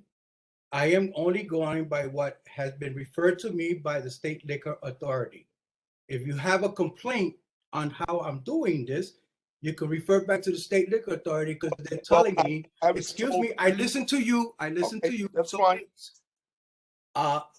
I am only going by what the State Liquor Authority has told me, and that is that, yes, a power of attorney can be respected, but as long as the principal is in the room. And the principal is not in the room. She's not feeling well. I apologize. Under the circumstances, she would, and then she would let me talk. Under the circumstances, she's not feeling well, and I don't know how you can't understand that. You know, I can understand it perfectly. I've had many people that have been very ill. I got you. Many members of my family that's been very ill. So I wouldn't want you to trespass on that with me. No, I understand that, but she's not feeling well. I apologize. I understand that, but here's an issue. You're not being understanding though. That's what Mr. LaCourte, you have understood, you and the principal has understood the severity of this license to the community. If that is the case, and the principal is so interested in getting her license renewed, she should have made some effort to be here. By giving me power of attorney to speak on her behalf that you needed in order for me to speak at this point, and we sent that in. And I say that respectively. Yes, but she has to be in the room. She's not feeling well. And I'm sorry you're not being sensitive to the subject, but if she's not feeling well. I'm not being sensitive. I'm not being sensitive. You know what? Mr. Chair, could we just go on, because this is not the way we should be conducting our business. The rules are the rules. You don't make them, and we need to move on, please, for time. Yes. So what are you saying, Paul? I'm sorry. Move on, because he cannot say anything on the behalf of his business, because he's not the CEO, the owner, or whomever the liquor authority says needs to be present. Power of attorney is not got nothing that could get him to speak. So since he cannot speak, can we please move on to the next subject? Absolutely. So if that being the case, then thank you, Paula, for bringing us back to life and back to the world. So what was the reason for asking for a power of attorney? Mr. Chairman, what was the conclusion of the committee report on this particular license? It was unanimously voted at the committee level to deny the renewal of the license. Okay. Since the committee has met and voted on, that's already been presented, all I need is a second on this particular license request. Do I hear a second? Yes, I Paula. Yes, second. Okay. Thank you, Richard, and thank you, Paula. That being the case, I will now go to the vote. Is there any discussion? We got to have a discussion, and Larry Robinson had his hand raised. On this from the board members? Yeah, Larry had his hand raised. Yes, Larry. I actually don't see what the law is talking about. We made a decision. Once our decision has been made, that's the end of it. We take our vote, and that's it. he has any issues, he should take it up with the Liquor Authority Committee that runs the state of New York. And also that's why I have asked those representatives that are here from the elected officials to please stay on, because this was the issue that they had so much interest in. So and Bobby, not test anybody's integrity, but how do we know that the owner is actually sick? She had all the time to send a letter, email, text, or something to us, letting her know the situation, and that she's putting them at power of attorney. She did not make those efforts, so null and void. We should move on. You're correct, Larry, and that's why. But it's still open for discussion. Anybody else? Mr. Chair, John LaCour does have his hand raised. I don't know if you want to acknowledge him. Mr. LaCour, I am not going to get into a debate with you. I am not going to take time out of such a busy agenda that we have on this issue. You already know what we had asked for, okay? You had heard, you was part of the meeting when we were having the meeting, the FLP had the meeting, and you heard the vote from the members. You also heard the sentiments of the elected officials at that time. I didn't get to hear it because I got the link late after the fact, after you voted, and you said to me it's very strange, Mr. LaCour, that you didn't have the link. Everybody else had the link, and then you didn't. Now the principal who has to be made available to the board is not made available to the board. Well, I supposed to say because she supposedly is ill. Never got the link, and she apologized to me. Excuse me. We're having a vote. We're having a vote. We need to move forward, please. Yes. Can we move forward to a vote? Was for the board members. Excuse me, everybody. Discussion was for the board members. Are the board members finished asking questions or comments? Yes. So it's time to vote. There's no more discussion from the board members. Am I correct? That's correct. All right. All those in favor of accepting, I'm sorry, let me clear it up. All those members who are in acceptance of the Franchise License Permit Committee vote to deny the Diamond Club their license. Yes. Vote aye. Aye. Aye. Aye. Bobby, maybe you should do it the other way. I'm gonna do it the other way because I can't get a better I can't get a better reading. Is there anybody abstaining from this vote? Miles is abstaining. Thank you.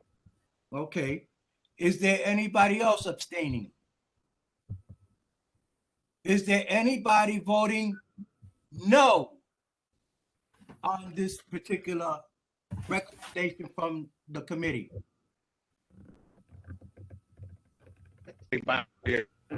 Else have the same in this? I'm sorry. So not hearing any nays and one abstention, I'm going to say that You have to spray the bathroom? Oh. Excuse me. Hello. Sprayed a lot. Hello. Hello. I am going to say that out of 35 members, 1 abstained and 34 are yes. Is that correct? Yeah. I think somebody. No.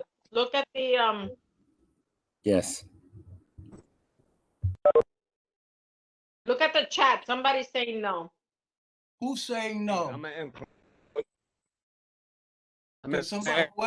employee at the bank. I'm sorry, whoever it is, you're breaking up. This is only board members that are voting now. So if you're not a board member,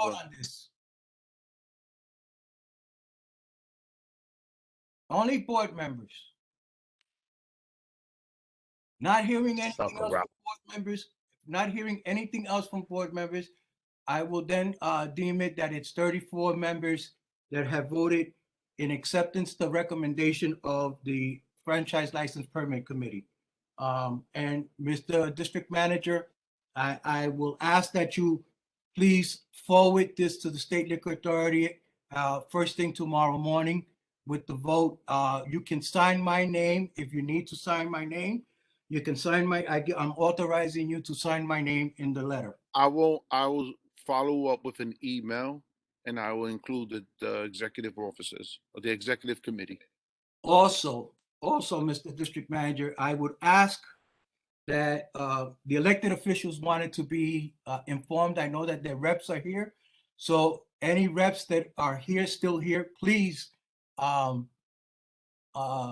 return back to your principals and let them know what was the sentiments of the entire board.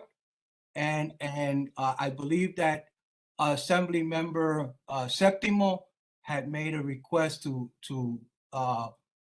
put a letter together on behalf of the elected officials, and that all elected officials, she will forward it to all the elected officials for their signature. So, Ms. Miranda, I know that you're still on. So can you please speak to Amanda about this? Yes, sir. And I'm taking notes, and I was just making a note of that. So I'm forwarding the information to the Assemblywoman, and then I will follow her direction for Assemblywoman Septimo's letter. Yeah, and Ralph will get in touch with you or with the Assembly member. Okay, wonderful. Thank you. Thank you, Ralph. Thank you, Miss Miranda. Next item.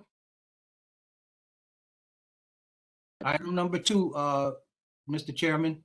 Yes, please. Can you help me to read it? Item number 2 is La Morena Restaurant, located at 935 East 163rd Street, Bronx, New York 10459. They're looking for a class change. They're applying for a full license. There'll be a full menu, full kitchen run by a cook. They will have recorded music. There's no outdoor permit for this location. At the time, the committee chair tabled this until their license is going to be renewed. So we can explore it then. Since the committee chair tabled this, there's no vote that needs to take place here. Even though there was a vote to table, but if the committee chair tables it, then the item is moot as far as a vote, and we move forward. Okay, so the next item. Next item is the renewal of an application for the Southern Boulevard Cafe Corp. The trade name is Elvira Restaurant, located at 794 Southern Boulevard. They're applying for a wine, beer, and cider license. They will have a jukebox. They'll have a full food menu, full kitchen run by our cook. There's no outdoor permit for this location. The license number is 1247564. Since the recommendation was to approve it, Ralph? Yes. Correct me if I'm wrong. Yes. Yes. Okay. At the committee level, we voted unanimously to renew the application for this establishment. And may I say this, because I know that there has been some questions in the chat about not letting people speak. I just want to say that there are some rules regarding our deliberations, just as it had been pointed out. The Franchise Licensing and Permits Committee always require, according to the liquor authorities, the stipulation that the owner of the license must be present. We do not consider any application without the presence of the owner of the license. So it is not that we do not want anybody to speak at this meeting. It is based upon the regulations that the owner of the license must be present. And in this particular case, there was no prior information that the license owner will not be present today. So I just want those that are concerned to know that there's no bias concerning any establishment as we deliberate today. So there was a unanimous decision regarding the Southern Boulevard Scarf Corporation, and we would like the board to approve this application. Since it was approved by the committee, so all I need is a second on this particular license. Can I get a second? I second Monique Menace. Monique, thank you very much. Any discussion on this particular license? For those who don't know, the Valle is the one that's on Southern Boulevard across the street from the 41st Precinct. Any discussion? Not hearing none. I will proceed with the manner that we proceeded from the prior items, which is there anyone that's abstaining from this recommendation to approve this license? Hello, Miles is, but El Valle is delicious. Are you abstaining? Abstaining. Miles is abstaining. Okay.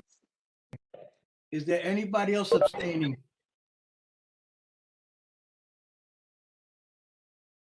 Is there anybody that's voting against the recommendations, voting no against the recommendation of the committee?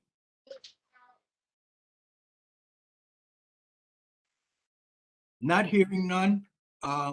Is there, I will then take it that the rest of the board is in accordance with, the rest of the board is in approval of the committee's recommendation and will pass with 34 votes and 1 abstention. Any other items, Ralph? Pedro Ruiz, he was invited back to the committee to discuss his location at 561 Silver Boulevard. I just want to go on record now that we did receive a copy of a security contract, and we will share that. He will be coming next month for his renewal, and we'll share that with the committee upon that time. Okay. Next item up, La Parilla is applying for a New Year's Eve all-night event. They were not present, but they were instructed to follow up with the precinct and with the state liquor authority regarding their guidelines, and they were supposed to come back to us. But I did reach out to the SLA regarding any applications for New Year's Eve, any events, if it's all night or extended hours, and their answer to me was there's no New York State COVID restrictions at this point. There may be New York City restrictions. The law allows for the extension of hours open of granting of the permit. Apart from that, all other licensing conditions would apply. So we'll wait to hear back regarding that. And that concludes the FLP committee. Thank you, Ralph. Thank you, Ralph. Thank you, Mr. Chairman. The next item is the Education Committee. Yvonne?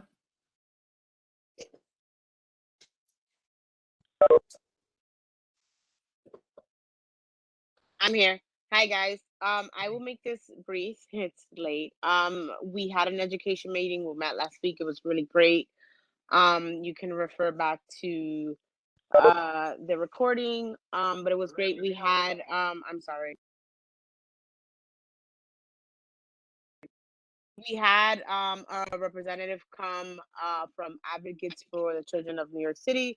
She was really great. She told us about all the resources they have to help families advocate for their kids. We also had Christina from Charter School come and talk about all the different job opportunities that they have, from school aid to Jesus Christ to tutor. We also had Johanna de Jesus talk a little bit about the Head Start, and we touched briefly on the education breakfast. I wanted it to be in person, but there's a lot going on with COVID and the pandemic.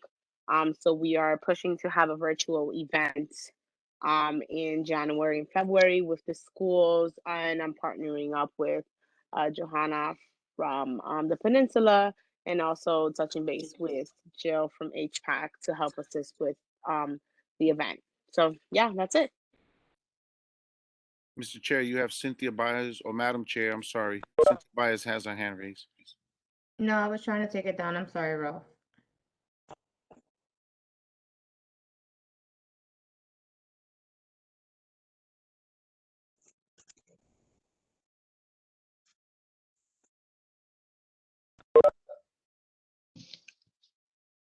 I'm sorry, I was muted.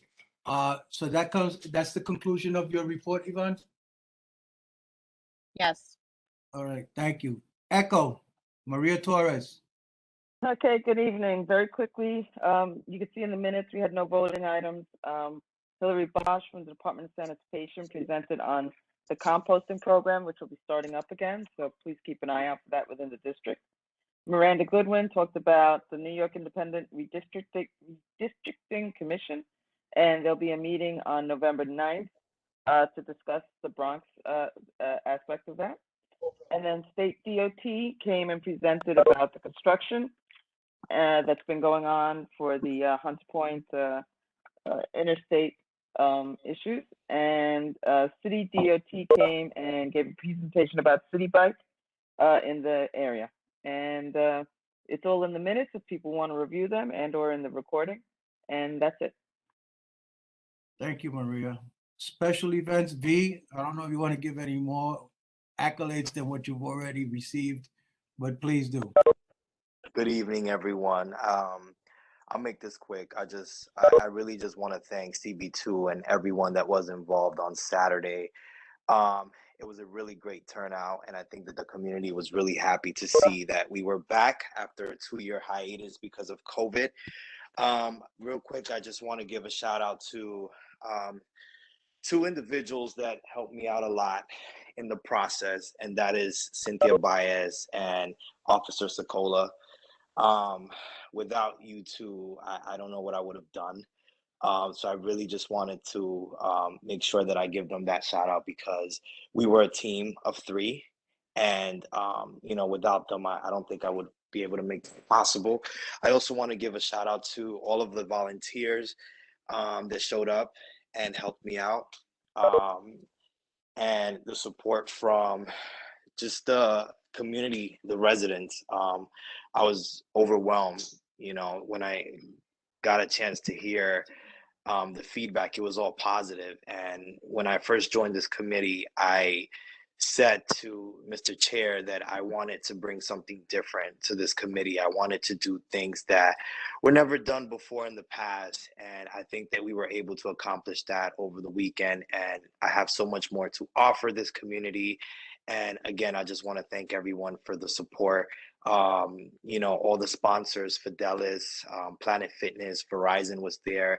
The people from the Clifford movie were there. The FDNY, the police department was there as well. All the bands from Philly and anyone that just showed up just to support, I really do appreciate it. And it's only going to get bigger. And I just want to announce that we are officially a borough-wide event. It's no longer just a CB2 event. That's how big we've gotten. And I don't think I've ever seen this much people on Southern Boulevard before.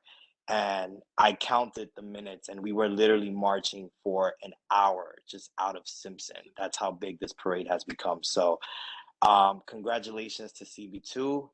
And that's it. Just thank everyone for the support, and I hope to see everyone there next year. Thank you, V. And again, you did you and Cynthia and the staff and volunteers did a great job. Thank you. Next is Luis Marrero, Health and Human Services. Yes, good evening. For the Health and Human Services Committee during this month, I wasn't able to be there, but I really want to thank Julia Cruz. She chaired the meeting for me.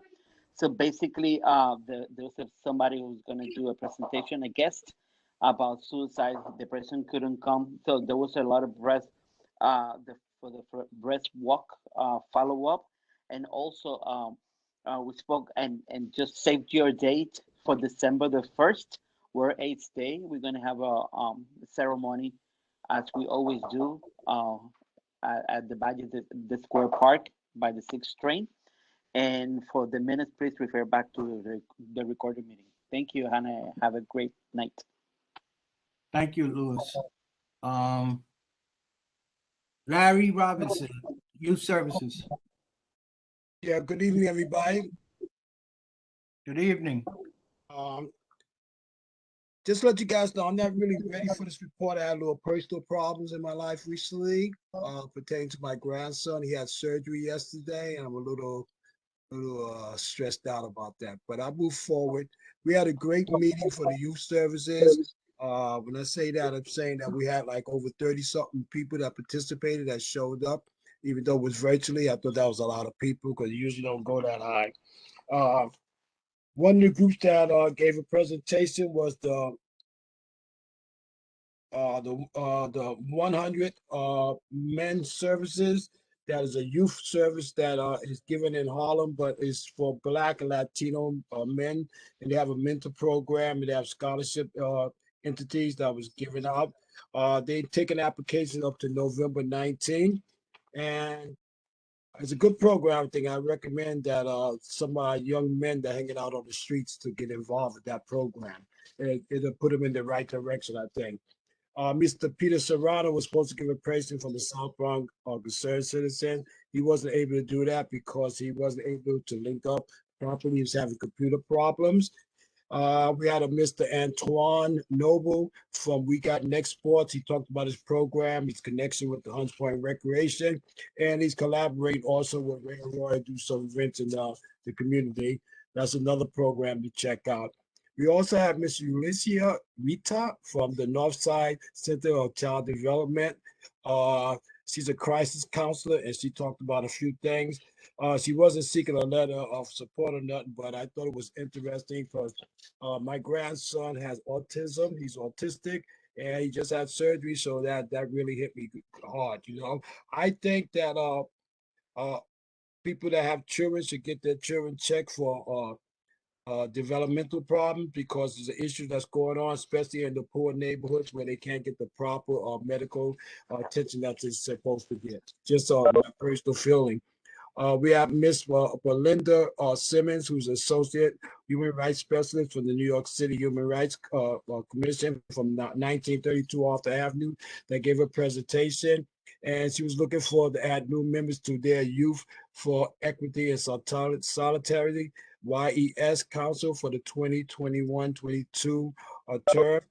Applications are available. If you're interested in any of those, please contact Community Board 2. Or if you want, you can contact me directly. I can give you that information out. Thank you. Thank you, Larry. And as to the autism, I think that maybe we need to speak with Yvonne and maybe get somebody from the Department of Education to address whatever issues on autism. There is, it's very, I have personally, I have 5 grandchildren that are autistic. So it's very close to my heart. So I'll be talking to you soon to follow up. Okay, Bobby. Okay. Thank you. But to tell you something real quick, Bobby, that for me doing my research and finding out, I really don't think the child with the autism is the problem. I think the problem is the denial from the parents who are denying to seek assistance and help and guidance towards how to deal with their autistic kids. I talked to a lady that has an autistic son, and she constantly say nothing wrong with him. She said the school's wrong, the doctor's wrong, everybody wrong. But you have to take a step back and look at the child.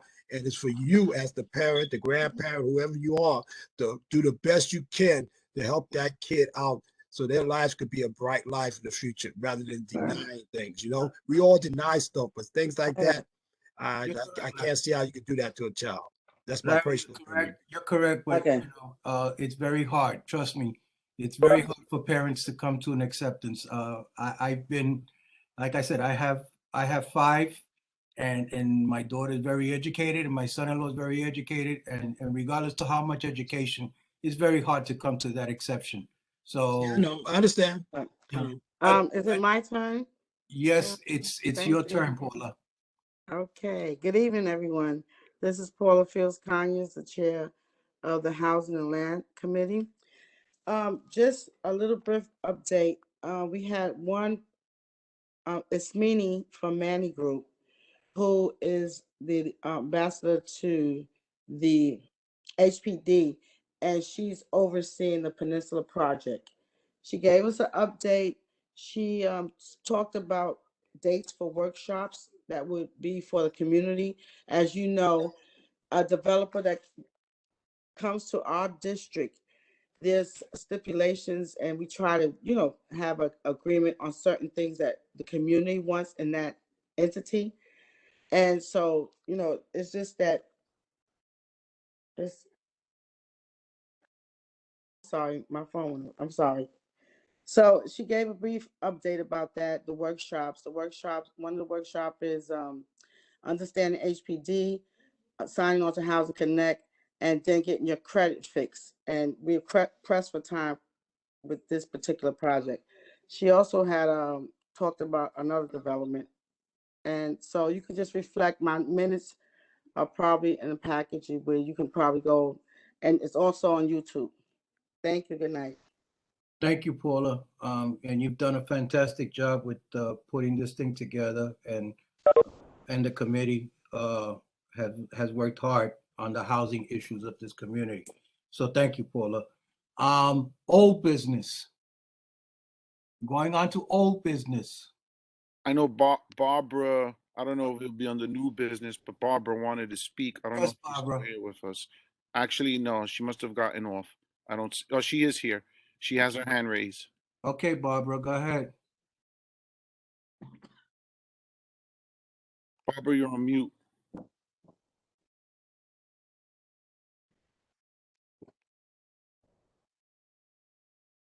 Barbara? Yes, I'm right here.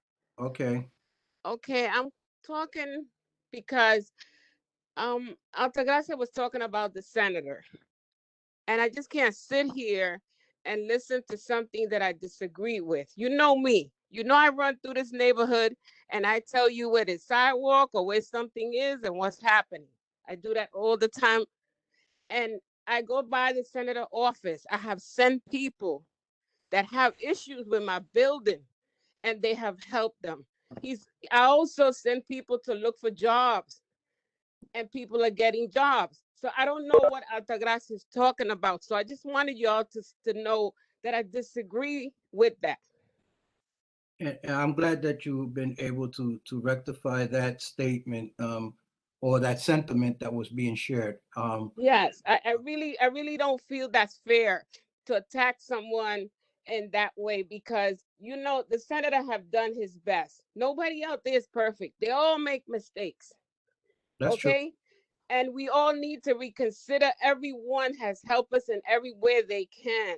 So let's not just judge people that way. And I just wanted to get that across. No offense, Altagracia. And I'm just speaking my mind. Thank you for listening. Thank you. Thank you, Barbara. Thank you very much. Any new business? Any new business? I think Fidelis wanted to talk. I don't know if they're still yes, here, yes, Ralph. yes, Anna? I mean, Mr. Chair, sorry. Yeah, it's okay. She actually put something on the chat saying that she had to leave, but that she'll join us at another meeting. Okay. And she should also request to speak during the public session. Okay. All right. So We if do you have a couple of flyers. Bro, they're like behind the agenda. all right, announcements. We have Open Arms. Open Arms is celebrating their 9th anniversary this Friday, the 29th, at their location from 10:30 to 3:30. Lunch and refreshments will be served. I think Cynthia and I are gonna possibly stop by over there. So that's one announcement. Next announcement, this Saturday, the 30th at 52 Playground, Councilmember Salamanca, along with some other sponsors, including the community board, will be giving out helmets to kids, to youths. So they'll get sized up and will be fitted for a bike helmet. So we encourage everybody to come through. It should be a nice event. I know the council member said weather permitting, so please keep an eye out for that. Age group, excuse me for talking in. 18 and under. Okay, thank you. Go ahead, Ralph. This is the trunk or treat that the 41st Precinct Community Council and 41st Precinct are presenting. So on actual Halloween day, Gracias. they're going to be doing from 4 to 7. It's free for everyone. The kids do not need a costume. If they want to come with a costume, it's, you know, they can, but it's not necessary.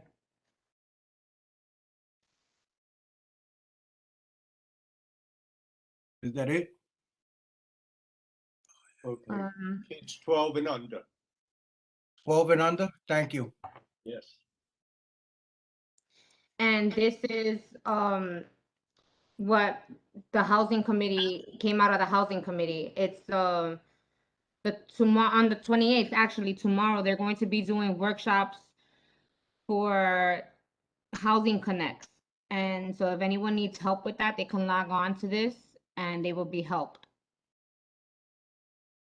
Yes, tomorrow is this workshop. They already had one. This is regarding the Housing Connect and in particular for the Peninsula Building 1B that's coming up. So I know this is something that was presented also at the last month's Housing Committee, and we just wanted to provide the flyer for that. Cynthia, that's it. Yeah. Now, Mr. Chair, I have board member Altagracia Cruz. She called me on my phone because she was trying to talk and she wants a moment to speak, I guess. So you're instructing me. All right. I mean, Vete, Altagracia, háblate, oye. she has 2 minutes. Sí. Ok, buenas. Yo voy a hablar con la señora Bárbara habló. Oh, in English, please. En inglés, tiene que ir en inglés. Okay, I'm sorry. Okay, well, I want to defend myself because what I say is true. Because it's not today, it's not yesterday. Bárbara, she was lucky that she got 10 people and they got a job and they got the service. Pero well, last year when I was there at the meeting and you remember that, and I told you more than one time after that, and I told Mr. Ralph Acevedo, and I think I spoke to Cynthia after that, because I go to the office and I got to try to talk to him 2 times. Because all the community here, you say you be in the community all the time. I'm in the community day and night. All the time I do, and I walking all the way. Sometimes even at the cross to the Brooklyn. I go to all the way to Prosper. I go around. Now I got a month already. I do in service with the 41 precinct, Matthew Month. And I do in hours, 4 hours in the morning, and in the afternoon, I divided 2 hours more between 2, 3, or in the afternoon after 5 to deal and make the service in the community. And I see people in different age. They say, what about this guy? And they say a lot of times different people and different issues. They try to get support and they don't have it. And the kids, how many kids? Altagracia, I'm sorry, but it's already 8:30. You can say that because okay, you said your We piece. can agree to disagree. Everybody's experience is different. Everybody's experience is different. We have some more. Okay, Altagracia, they heard you, okay? May I say something, pretty please? This is Monique Menace, pretty please. Hold on. One more thing. It would only take 1 second. Okay, go ahead, Monique. Okay, all right. So, Altagracia, espérate, Altagracia. So, I'm going to say this. Just like when Barbara had the issue with the parks, I agree. I agree with Altagracia. It's not the same experience for everybody. All right, Altagracia, you don't have to say no more. She's very right. It is not the same experience for everybody. Maybe we could talk to the senator and work better on that because I had an experience and I'm still waiting for help. So, let's just say that maybe they could do a little bit better and we could work with them to help them do that. For months, couple of months, because I agree. Okay. Altagracia, we got what you wanted to say. Okay, they got you, Altagracia. You're I gotta correct. get to the meeting now, okay? Excuse please. Monique, you're correct. If you have a problem, maybe it's something that we need to address with the senator. But I think the senator has his staff member on. She will take the recordings of whatever was said, take it back to him, and I would hope if she is on, to please contact Ms. Mins on the issue, and to please contact Altagracia on her issue. Other than that, I will take a motion. Well, Mr. Chair, there's still some hand raised. So I know that Mr. John LaCour has his hand raised. We have Ray Arroyo, Julia Cruz, and Vita Tavares. I am taking only board members. So Mr. Arroyo. Hi, everyone. I was trying to get on the announcements. Next Thursday, November 4th, the Precinct Council meeting via Zoom. If you just, we'll share the flyer so that Cynthia can send it out. But It'll also be on our Twitter, Facebook, on both the council and the 41st precinct. So please join us. Thank you. Thank you, Ray. Julia had a hand raised. Julia. Yeah, it's a Julia little had a hand too raised. far Julia. down again, but enough is enough. If you have a Say what you want to say, Julia, please. all right, I'm done. Good night. I'm done. Say what you want to say. Please make a motion. Still got hands raised. V has his hand raised. V. It's okay. I'll just make it quick. I'm reading the chat and I think it's very disrespectful on some of the things that are being said. And that's all I want to, make a comment on. That's it. They know who they are. Yes, I read the chats, and you're correct. You're correct. That I take a motion to conclude the meeting, please. I second. Seconded. Yeah. Okay. Thank you, everybody, and have a good evening. Good night. Good night. We got to do a roll call. We gotta do a I'm sorry, Ralph. I'm sorry. You're correct, Ralph. It's just that it's too late and roll call, Miss Secretary. All right. Good evening, everybody. When you hear your name, please let me know. Carrie. Oh my God. Rapito, I was trying to say thank you to everyone. Thank you for allowing my son to participate. Thank you. Good night. Good night. Elvis Austin Jr. Present. Elvis, when you get a chance, give me a call after the meeting. I'll give you a call tomorrow, sir. All right. Raymond Arroyo, Love Bentecourt, Miles Burnett, Here. Paula Fritz Conyers, Paul Coverdale, Robert Crespo, Altagracia Cruz, Julia Cruz, excuse me, Sandra de Jesus. You didn't say my name. Who's this? Oh, Evelyn. Evelyn. Evelyn Arauz. Evelyn Arauz. I said Evelyn Arauz right after Telvis. What happened is that Telvis and Robert were talking. I didn't say your name, Evelyn. I'm sorry. It's okay. Sandra de Jesus, Kevin Ellison. Good night, Tanya everyone. Ferguson, good night. Pascual Gomez. Next. Alexandra. Shataria McCoy Gregg. Alexandra Guadalupe. Present. Thank you. Me, Jesse Harris. Jennifer Kelman. Jeffrey Korn. Here. Thank you. LaShawn Lindsay. Talia Simone Lindquist. Here. Lopez. Good night. Good night. Roland I Lopez. didn't hear my name. I just said it, Barbara.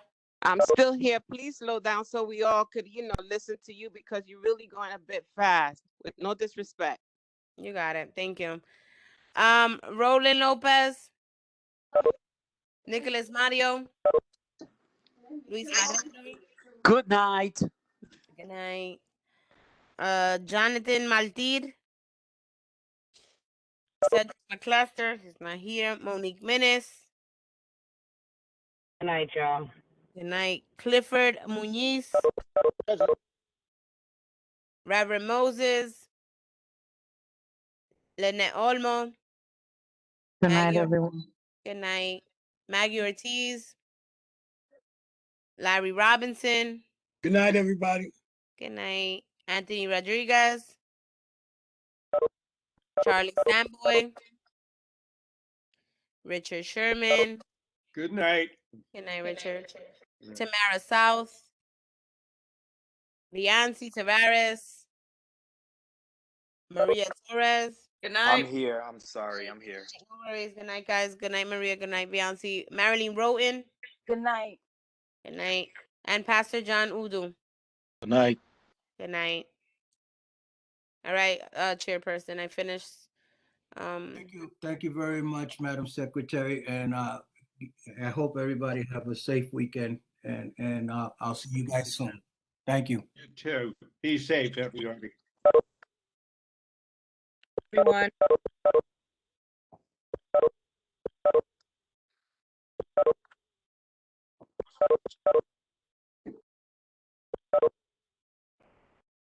Cynthia, oh, Cynthia left, so everything is documented. Good night, everyone. Take care. Stay safe.